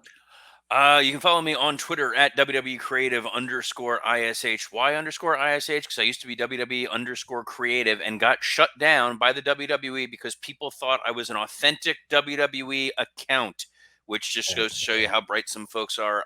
Wrestle Roast. We do a show. It comes out every Friday. It's myself, Mike Lawrence, Dan St. Germain, and Scott Chaplin. The 3 of them are incredibly talented professional comedians, and I am also there. We roast a wrestler. Starting in January, we're going to do every other week. We're going to do a roast, and then the other week, we're bringing back the 10 count, talking about top stories of the week. We also break down Dynamite every week. We talk about all kinds of other wacky nonsense. If you like this show, you're going to enjoy Wrestle Roast. It's a hell of a lot of fun. We have a Patreon. It is the best Patreon deal in wrestling. We do a bonus roast. We do a show every single week. They made me watch Jingle All the Way 2, which I have to talk about this weekend. So I'm going to start questioning my belief in anything. Yeah, the Pro Wrestling Tees store. I've got some fun shirts on there, and this was awesome, guys. Thanks so much. Hey, thanks for coming on, and we'd like to have you again. Have a good one. Absolutely, Robert. Pleasure. Thank you. All right, everybody. It's the Working Fans Podcast with the man they call Dave, and today I got a special guest, former champion. He's been Heritage Champion for Championship Wrestling for Hollywood. American champion, I believe, for Empire Wrestling Federation. Yes. And this guy, he's been on New Japan Strong. He's killing it on NWA Power. He always gives about 280%. I think we're about 290%. Jordan Clearwater, man. Thanks for coming on. Oh man, I couldn't have asked for a better introduction. That was fantastic. I was getting, on fire myself as you were saying it. So I'm blown away. Thank you. I follow your work, man. I was watching NWA Power actually this morning. Oh, nice. Yeah, and I was like 280. And I'll tell you what, so that's really good. I'm glad that you watched, because that's why I made that reference. I think I said 285, so now we're at 290 or whatever. Well, what's great, I think every time I really love his Tyrus, the way he sells it.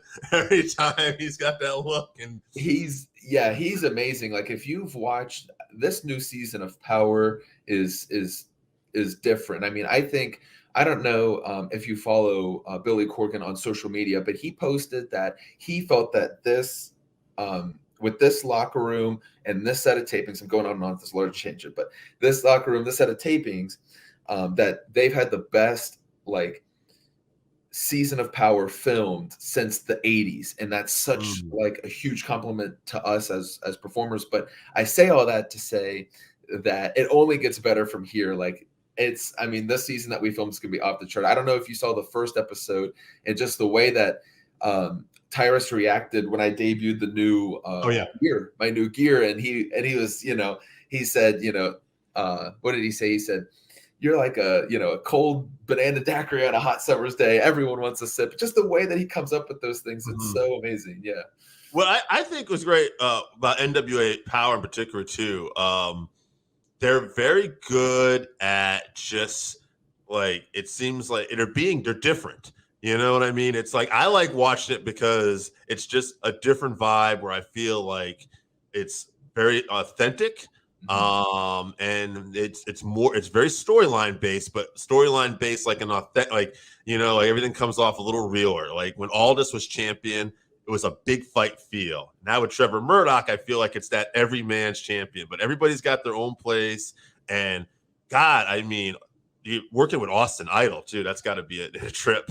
Dude, I mean, you couldn't have said it best. I mean, I think what the NWA is trying to accomplish is to provide a product that's just, you have your WWEs, you have your AEWs, you have all these companies on both sides of the spectrum, and NWA is kind of right in this middle road right now. And I think the way that they do that so well is, we're given creative freedom, total freedom to paint on this canvas. And the stuff that's developing from the main event scene to, the people that are just up and coming like myself, it's just been, it's been a way to progress naturally, both professionally and personally, on the camera. So it's been a good opportunity. But man, Austin Idol, I love that man. He's fantastic. Is he not the best? He's something else. And what you see on camera is the exact same person in the locker room. I mean, that's exactly to speak to the authenticity. This man is just off the charts. I love this. I love Austin Idol. He's fantastic. Now, you're working at a young age with some interesting people, and we'll talk about Billy Corgan a bit too. But I want to just back up because another guy that's pretty influential wrestling that maybe he doesn't quite get his credit, Dave Marquez. I feel like that's a guy you can tell me, but when I listen to him, I feel like he teaches wrestlers and people more about the business of how to act professional. It seems like. What was your experience personally, though? Dave has been around the industry such a long time, and he's been on every side of the curtain, right? He's been in front of the camera. He's been behind the camera. So he's seen it all, and he's produced these shows. I mean, to think that even today, Dave has had a hand in producing MLW, New Japan Strong. I mean, going back to the old days of the NWA, I mean, you can't deny his position in the industry. You're right. And he doesn't get enough credit where credit's due. But to answer your question specifically, I'll give you an example. I watched these two guys have a tryout match before one of the Hollywood shows. And I watched the match, and I watched Dave go up there and give some critiques. And the way that he critiqued the match was so eye-opening, even for people that have been performing or people that have been performing for way longer than I have. And it's just the way that he can describe things and train people. It's great. Yeah, he's been great to work with. Yeah. He definitely seems like an influence. Now, how was I believe you trained with Carl Anderson and Ron Ruffin? Roger Ruffin, yeah. Roger. Okay. Yes. So how was like breaking in and training? Well, again, I count myself so fortunate because I've been so lucky to have some of the best people around me. I can't describe enough how much Roger had in shaping my career and my personality too. And having the Northern Wrestling Federation, the tradition behind that. I mean, we're talking about people like you said, Carl Anderson, Abyss, Jillian Hall.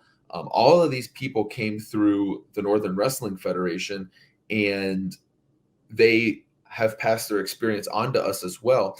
And you don't have someone that's been running as consistently as Roger has been for 20 plus years. I mean, like every single weekend, it's been insane. So I had a great upbringing there. You know, the Golden Boy came from there. I wasn't always the Golden Boy, but the Golden Boy kind of came out of a play of who I became at the NWF and for the NWF. So great school. If you're in the area, I say go to the NWF. There isn't any better. Now, you were you always a wrestling fan? Always, as a child, I was a wrestling fan, but I wasn't born around wrestling. You know, I wasn't watching it from like 2 or 3. Right. You know, I kind of discovered wrestling at maybe 10 or 11 on my own type of a thing. Right. Yeah, I was wondering because I mean you have other interests too. Yeah. You're in NPC. Now this is like a natural physique bodybuilding competition, correct? Yeah. Now, how long have you been involved with that? So I found wrestling at like 11, and as any normal person does, they see that first match and they think, oh, wow, I want to do that, right? So that's what I want to do. And I thought to myself, well, what do I need? I can't go to wrestling school. I'm too young, but I can work out. And so my uncle kind of showed me the ropes of, you know, lifting weights and taught me about bodybuilding. And so it was the only thing I could do to prepare. So I started you know, working out and lifting weights, and it kind of became more of a love and a passion for me. So I always wanted to do bodybuilding, and I never had the opportunity until I moved to California, where I had a local bodybuilding gym help train me, and I got to compete in an NPC competition, the West Coast out here, which is, you're right, National Physique Committee. Awesome, man. And so you're doing all that. And if you just look at your Twitter bio, I mean, you have a bachelor's in business, if I'm reading this right, and a master's in finance, but you're also, it says you're going to, like, are you still going to school right now? Like, are you in the process? That's right. So what people don't realize is when I leave the NWA taping, I go home and do a paper, or I go home and do a quiz, because I'm currently in my master's program now. You know, it's a labor of love. I went back. I wouldn't have gone back if I didn't love it. Right. You know, I love learning. And so, you know, that's kind of another passion of mine, is just learning and self-development. I didn't need my master's. I saw an opportunity to go during COVID. And so I'll graduate next year. But yeah, I'm in the process of obtaining master's. That's awesome, man. We were talking off air a little bit, like, you know, just balancing all this stuff. And you were saying one of the main things too is like, if for those people who have a ton of stuff going on in their life, one of the best things and hardest things to do is just to remember to find time for yourself, right? Right. You have to find time for yourself. I mean, you think about, you have to have, you know, your personal life, your professional life, and your social life, and you only have so much time to spend. But you know, you learn to make do. So for example, like the NWA, you know, I'm able to work on the flight instead of sleep. You know, I might cost myself some hours of sleep, but you know, I'll sleep for a couple hours when I get there. Or, you know, there's always that time before the show or after the show. If I don't, you know, stay out and party as much, then I can do a quiz or two, you know, before I do anything. Someone tried to do a run-in on us, but that's all right. That's okay. We just cut them off. It's fine. Yeah, we got this. Yeah, man. You know, it's funny. Like I said, you know, you got to work with some very interesting people. Now, I was really first started noticing you at New Japan Strong. Now, correct me if I'm wrong. Was that around the same time as the pandemic? Because I remember you were doing a lot of empty arena matches and stuff there too. Yeah. So I always say that, you know, I care for all the people that were lost during COVID, and, you know, a lot of people had it rough, but fortunately, again, I say fortunately because I count myself blessed, but COVID was a game changer for me. Right. It really was. The country shut down in March. The country kind of shut down in March. Yeah, and yeah, and I got the call to work for New Japan in June. Mm-hmm. So, you know, it was like 3 months of rest. That was probably much needed. Like we talk about making time for yourself. Right. And then now I get a consistent wrestling promotion that's New Japan, mm-hmm. and in an empty arena during COVID. I mean, I couldn't, you know, I couldn't have fell into a better situation. And so that's when I started with New Japan. And that's really when I got my first, I would say, true break, like, and getting that exposure was with New Japan. So, you know, they did me a solid there when I needed it the most. Absolutely. And I get that, you know, I'll say this from personal experience too. Like I was telling you off here, I own a little business delivering bread, and my business jumped during COVID because people are just going to grocery stores now. You know, you're not going to restaurant. So there are, you know, I think the important thing is too, it's like, you know, when you're given the ball, you know, you just run with it, right? I mean, you have an opportunity. What are you going to do? Right. You're not going to not go out there and deliver the bread, right? You know what I mean? You're going to go make the money while it's good. You're going to go to New Japan and take this opportunity. Absolutely. And now, I mean, that probably helped with NWA Power too. Now you know, they're seeing you, more eyes are on you, and it's great exposure. Right. I think so. I mean, you know, again, COVID in a way kind of had my effect on me joining Power, probably, you know, because they had to do a reset when the country shut down. And right when they did the reset, I had, you know, just had a match with Nick Aldis. And that was like so, you know, they probably knew about me at least around then. COVID happened, but I didn't stop working. I went and wrestled for New Japan instead. So, you know, kind of adding more stock, right? Play on gold. Hopefully the stock is rising during COVID. But I mean, it all kind of happens for a reason, I think. And no story is ever the same. You know, you read all the stories, no blueprint is ever the same on how people got anywhere, right? So it's kind of unique. And I hope that, you know, it continues. Now, let me ask you this too. You said Nick Aldis there. When you're wrestling a guy like an Aldis, obviously everybody's busy too sometimes during these things. But when you have the opportunity, do you try to get critique from a guy like that in your match, like afterwards? How does that, you know, typically work when you're wrestling a guy with that much experience? Right. I mean, I'm always looking for critiques because at the end of the day, am I going to be able to apply them all right away? No, probably not. But they all kind of sit and they kind of linger for a second, and then something happens and you think, oh, you know, I put 2 and 2 together now. And so Nick, you know, when I wrestle at the NWA, my agents, I'm always asking the people at New Japan for critique. Did you watch my match? And a lot of them, or a good majority of them, have set aside the time to watch my match and come give me critiques. And I think that's the most I couldn't ask. They shouldn't have to do that because they're in a totally different position, but they're lending their knowledge and expertise. And I never take that for granted. I always tell those guys how much I appreciate them watching it and giving me feedback. Again, I'm not able to maybe process everything at that moment, but it all sits, you know what I mean? And the time's right. I think things start to make sense. Now, I was going to ask you what it's like to work with Billy Corrigan, but I see in the comments, we do have a question here too. Were you a fan of Billy Corrigan before even working with him? Oh, yes. Did Guitar Hero 2007. I mean, I think everybody played Tonight. Like, that's a great question, though. I mean, I was a fan of Billy Corrigan and the Smashing Pumpkins. I've been a rocker practically my whole life, except for when I was a kid. I liked country for a little bit. But I listened to a Linkin Park song and they became my favorite band. So I really just explored the genre. So I did know about Billy Corgan and the Smashing Pumpkins. But back to your question, I'm sorry. That's all right. So what's it like working with him now? I mean, at least on this side, wrestling. He's fantastic. I mean, he speaks all to the creative freedom of the NWA.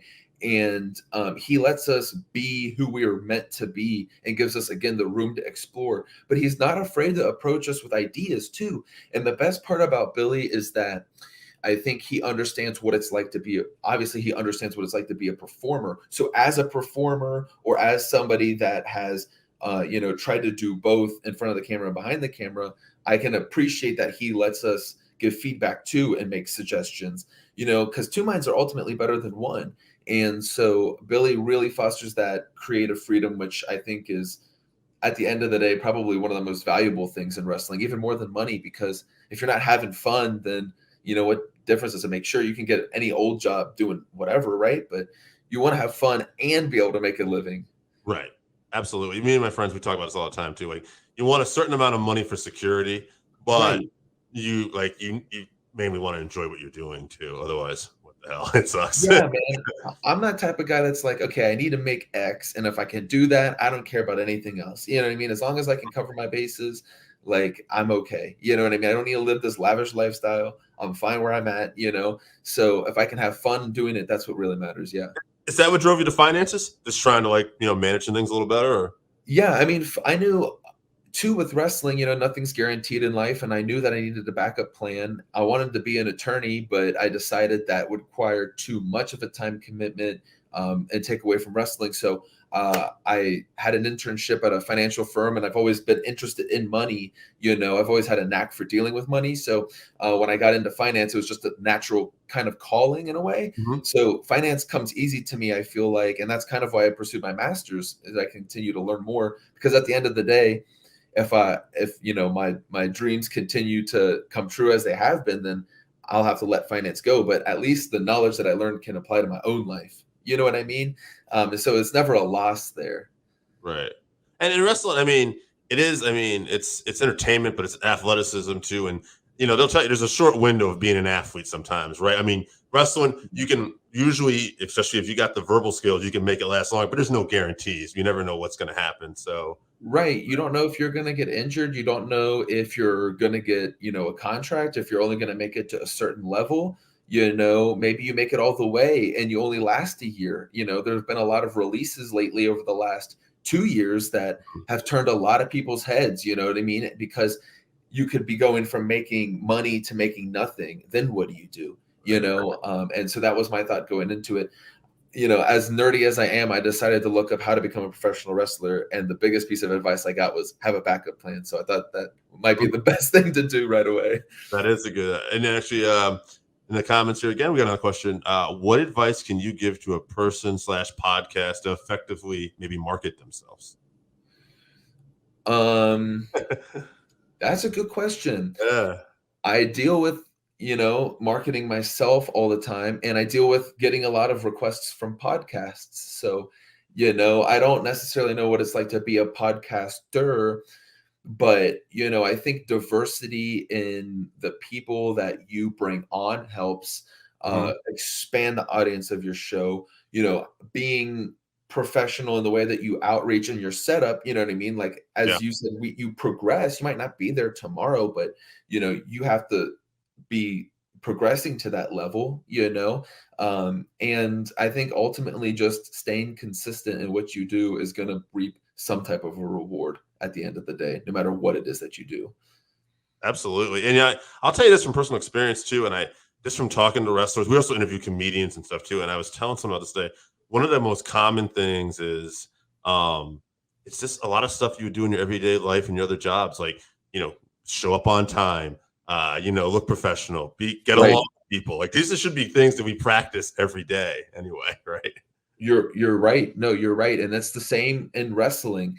How do you be a good wrestler? Well, showing up is half the battle. Showing up on time is another 25%. Can you show up? Can you be on time? Can you be and look and dress professional in the ring and outside of the ring? You know what I mean? How do you carry yourself? I'm not saying that you have to show up in a suit and tie every day, but at least have some wherewithal on what's going on, like you would for any normal job. Right, absolutely. Networking again too. Yes. Yeah, right. Surround yourself with that's what I was gonna say. Surround yourself with positive people. But one thing too, I mean, again, this is just made me read into it, but like the NWA also, it really feels like there's a team environment in there with Billy and everybody. Man, I can say that without a doubt, the NWA and New Japan locker rooms included are the best locker rooms I've ever been in. And it's just the amount of great people, good brothers that are in those locker rooms are insane. There's always a bad apple in every bunch, but man, I have yet to find a bad apple in either of those locker rooms. Maybe I haven't been around long enough, but they're just great people. Yeah, I can't say enough about it.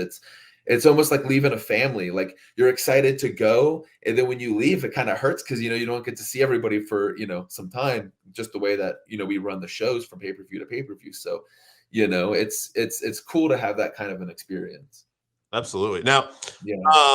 with the bodybuilding and stuff like competition like that, is there a lot of interaction, or maybe not so much because you're competing more there and like one-on-one type? Right. I mean, back in the locker room is totally different. You know what I mean? The locker room is a different atmosphere.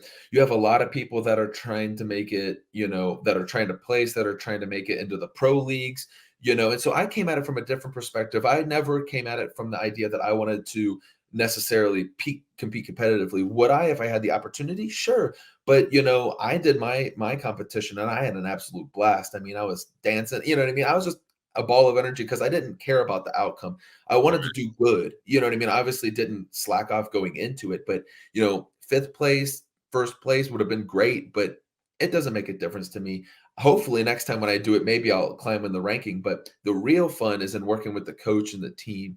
That's where you're pushing everybody else in the gym, and Elite Fitness is where I train at. They're just fantastic people. I mean, they know how to push you or make you suffer. Now, it's funny you say that, but even though it's not like obviously like, okay, suffering and physical, but it almost sounds like it's also kind of peace at times for you too, like a kind of like it breaks away, right? Because you're not worried about if you're number one. You want to do your best. You're competing with yourself, but this is also part of helping you with your other passion, which is wrestling, the look and everything. 100%. 100%. It has nothing to do with anybody else but myself, at the end of the day, as selfish as that sounds. But I'm not competing for other people to look at me. I'm not competing to beat somebody else that's in the gym. I'm competing to be the best version of myself. And I think that's the type of competitiveness that I have in all the situations. I just constantly want to be a better version of myself, whatever that means improving on, disregarding everything else that's happening around me. I don't know if that's the right way to go about it, but that's certainly like where my head's always been at. Well, then we're both wrong, because I understand. Right.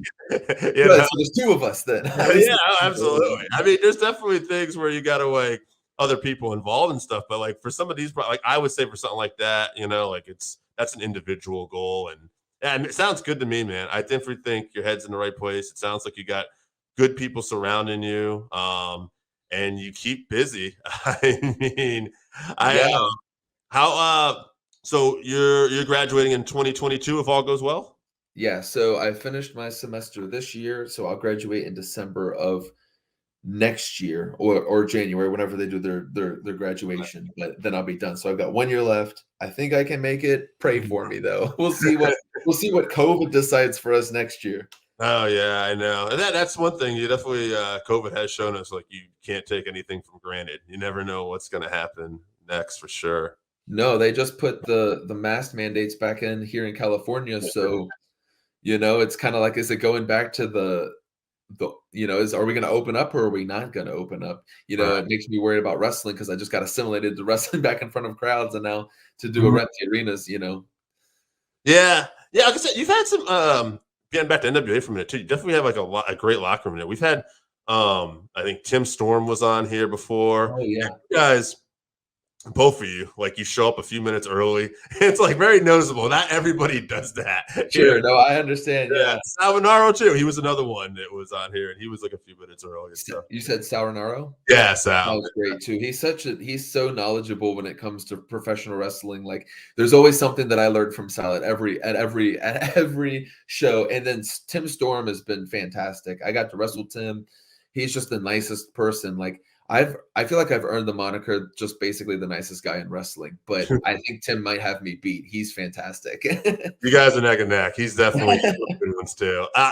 Now, so you were also part of, was it just Talking Shop Mania 2? Were you part of that? Yes, I was. Yes, I was part of Talking Shop Mania 2. I did have a cameo under a different character called the Zombie, and I ate a couple people, I'm pretty sure, and then wrestled Taya Valkyrie, as a zombie. What is that experience like? There's some big names on that set. There, you got guys like Teddy Long walking around and stuff too. Right. It was just the most ridiculous thing you could imagine, and it's exactly filmed that way. But I was so glad to ask to be a part of the second one because I had a blast. It was so fun filming that. Everyone was laid back. Everyone was cool. We all knew it was ridiculous, but at the same time, we could have fun with it. And I think it's a good comedy. Like, it's just, I hope I'm invited for Talking Shop Mania 3. If there's going to be a third one, I want to be there for sure. Absolutely, man. It's great. You're getting out there, pushing. You're meeting some of the other guys and stuff too, and all networking. Right? Maybe you get a date here or something there to show. Yeah, no, exactly. Yeah, it's always tough to get your name out there, like in network, like you said, but just being seen, but being unseen, being there, but not being, a pest is like the golden, the golden rule for that. I feel like. Absolutely. Yeah, no, we used to have a saying. I managed at a grocery store for a while. And I remember the guy who was like the head manager. He said, he was talking about somebody. He's like, did they work for us before? I was like, yeah, you don't remember? No, they were never a problem. You always remember the people who were a problem, right? Right, exactly. And man, some of them might be good wrestlers, but hopefully, if they want to build a good locker room, they'll be like, "Oh yeah, that one, he was pretty cool." Yeah, absolutely. Now, you already accomplished a lot in your young career. You're working hard still. What's your goals in the next year? Obviously, graduating. That's a good question. I've been asking myself that a lot. I said at the end of 2020, I did a podcast, and on that podcast, I said, I'm going to the NWA next year. And I didn't even know that they were restarting at that time. I said, that's where I belong. Like, it just makes sense for me to be there. My style, my character, everything that I have loved about wrestling is basically the NWA. And it came to fruition. So I'm trying to think of what I need to put into next year so it also comes into fruition. I think the biggest thing that I would like is just to wrestle more, and whatever form that might take. Wrestle more with NWA, wrestle more with New Japan, wrestle more independents across the country. I don't know. I would just like to wrestle more. I've had a pretty good year this year, but I'm ready to take it up a notch. Now, one thing, you're very busy, and obviously you're wrestling too, and I'm sure you watch your stuff and everything. How much wrestling do you get to watch? I bet you keep up with it, obviously, but are you able to watch wrestling? Yes, I make time for it, much like you have to make time for everything else. When I was a child, it was not even a question. I was there the last 5 minutes of NCIS so I could watch the beginning of Raw like every time. Like, I can't tell you I've seen an NCIS start to finish, but I can sure tell you the finish of every single episode, like for 1,000 episodes straight, probably. Not that much, but I have to make time for it, But I love wrestling, so it's never something that is laborsome, I just torture everybody that I'm with. The other day I watched like 4 hours of The Rock, just the Rock playlist on the network. Yeah. I just burned through 4 hours and I just made everybody around me watch it. I did the same thing with Randy Orton too. I watched like 4 hours of Randy Orton, like in 2000s, like, awesome. Or like in the 2000 to 2007 era. So there's that. And then, I always love going back and watching NWA too. I watch a lot of old, NWA. A lot of my gear was inspired from the NWA. My jacket, Kerry Von Erich, Yellow Rose of Texas, from his championship match with Ric Flair, who's also kind of inspired by my jacket as well, and my ring gear. And just the style that I chose to go with overall matches that era. And I like that. So doing that. And then I try to catch some AEW and some other independent wrestling and Ring of Honor. I don't have like all the subscriptions, so I don't know where to watch everything. There's just so much. But I watch wrestling. It's just not as consistent. Like, I know what's going on every episode of every show, if that makes sense. Right. I play the NWA New Japan. I could probably tell you what's going on. Of course. Yeah, right. Yeah. Stay on top of your own product. Absolutely. Yeah, I could tell you exactly what's going on in the NWA and New Japan. But outside of that, you know what I mean? Like, I couldn't tell you what happened, like, maybe last Monday on Raw, but I maybe saw the highlights. I'm not sure.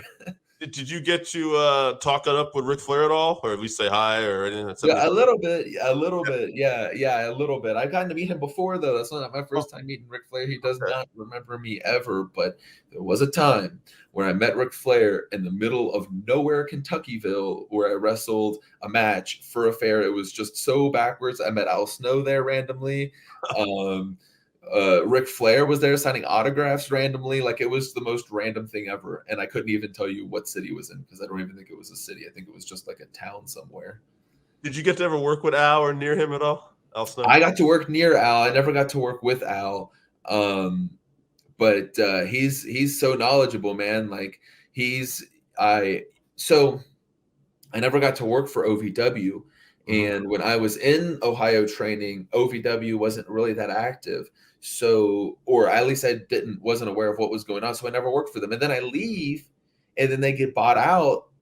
And now he's turning it into, a much different product, and it looks extremely well. And he's going out there and he's meeting people, and you see him on camera. So he's making his rounds. So I think it would be great to have learned from Al. I'm sad that I didn't get the chance while I was there. Yeah, no, I don't ask because he is. We had him on once a couple years ago when we were starting, which we were so lucky to get Alec at the beginning of this. We didn't even understand how lucky we were. And I ended up just doing some research, and even afterwards, seeing other interviews with him, and you learn from that guy just by listening to interviews with him. It's like, wow, that's perspective I never even thought about. Right. Yeah. Right. No, he was a wealth of knowledge. That night, he actually had given the main event some critiques that I still remember to this day, even though I somewhat make the same mistake from time to time. But it still sits in my memory. So, it's not, I've learned some stuff from Al third hand, but we've had a couple conversations, but it would have been great to have at least worked for him a couple times. You know what I mean? Yeah, 1,000%. Now, Jordan, we went about a little over a half hour. So how about this? You got anything you want to promote coming up, or even just social media? Tell people. Sure. So everything is at Clear Like Water, which is what I signed in as my name right here. Everything, Facebook, Twitter, Instagram, it's all there. But the one thing I do want to promote, I don't promote enough about myself or my t-shirts that you can get at newjapanshop.com. I don't promote all of that stuff. But what I want to promote, though, is I joined Cameo.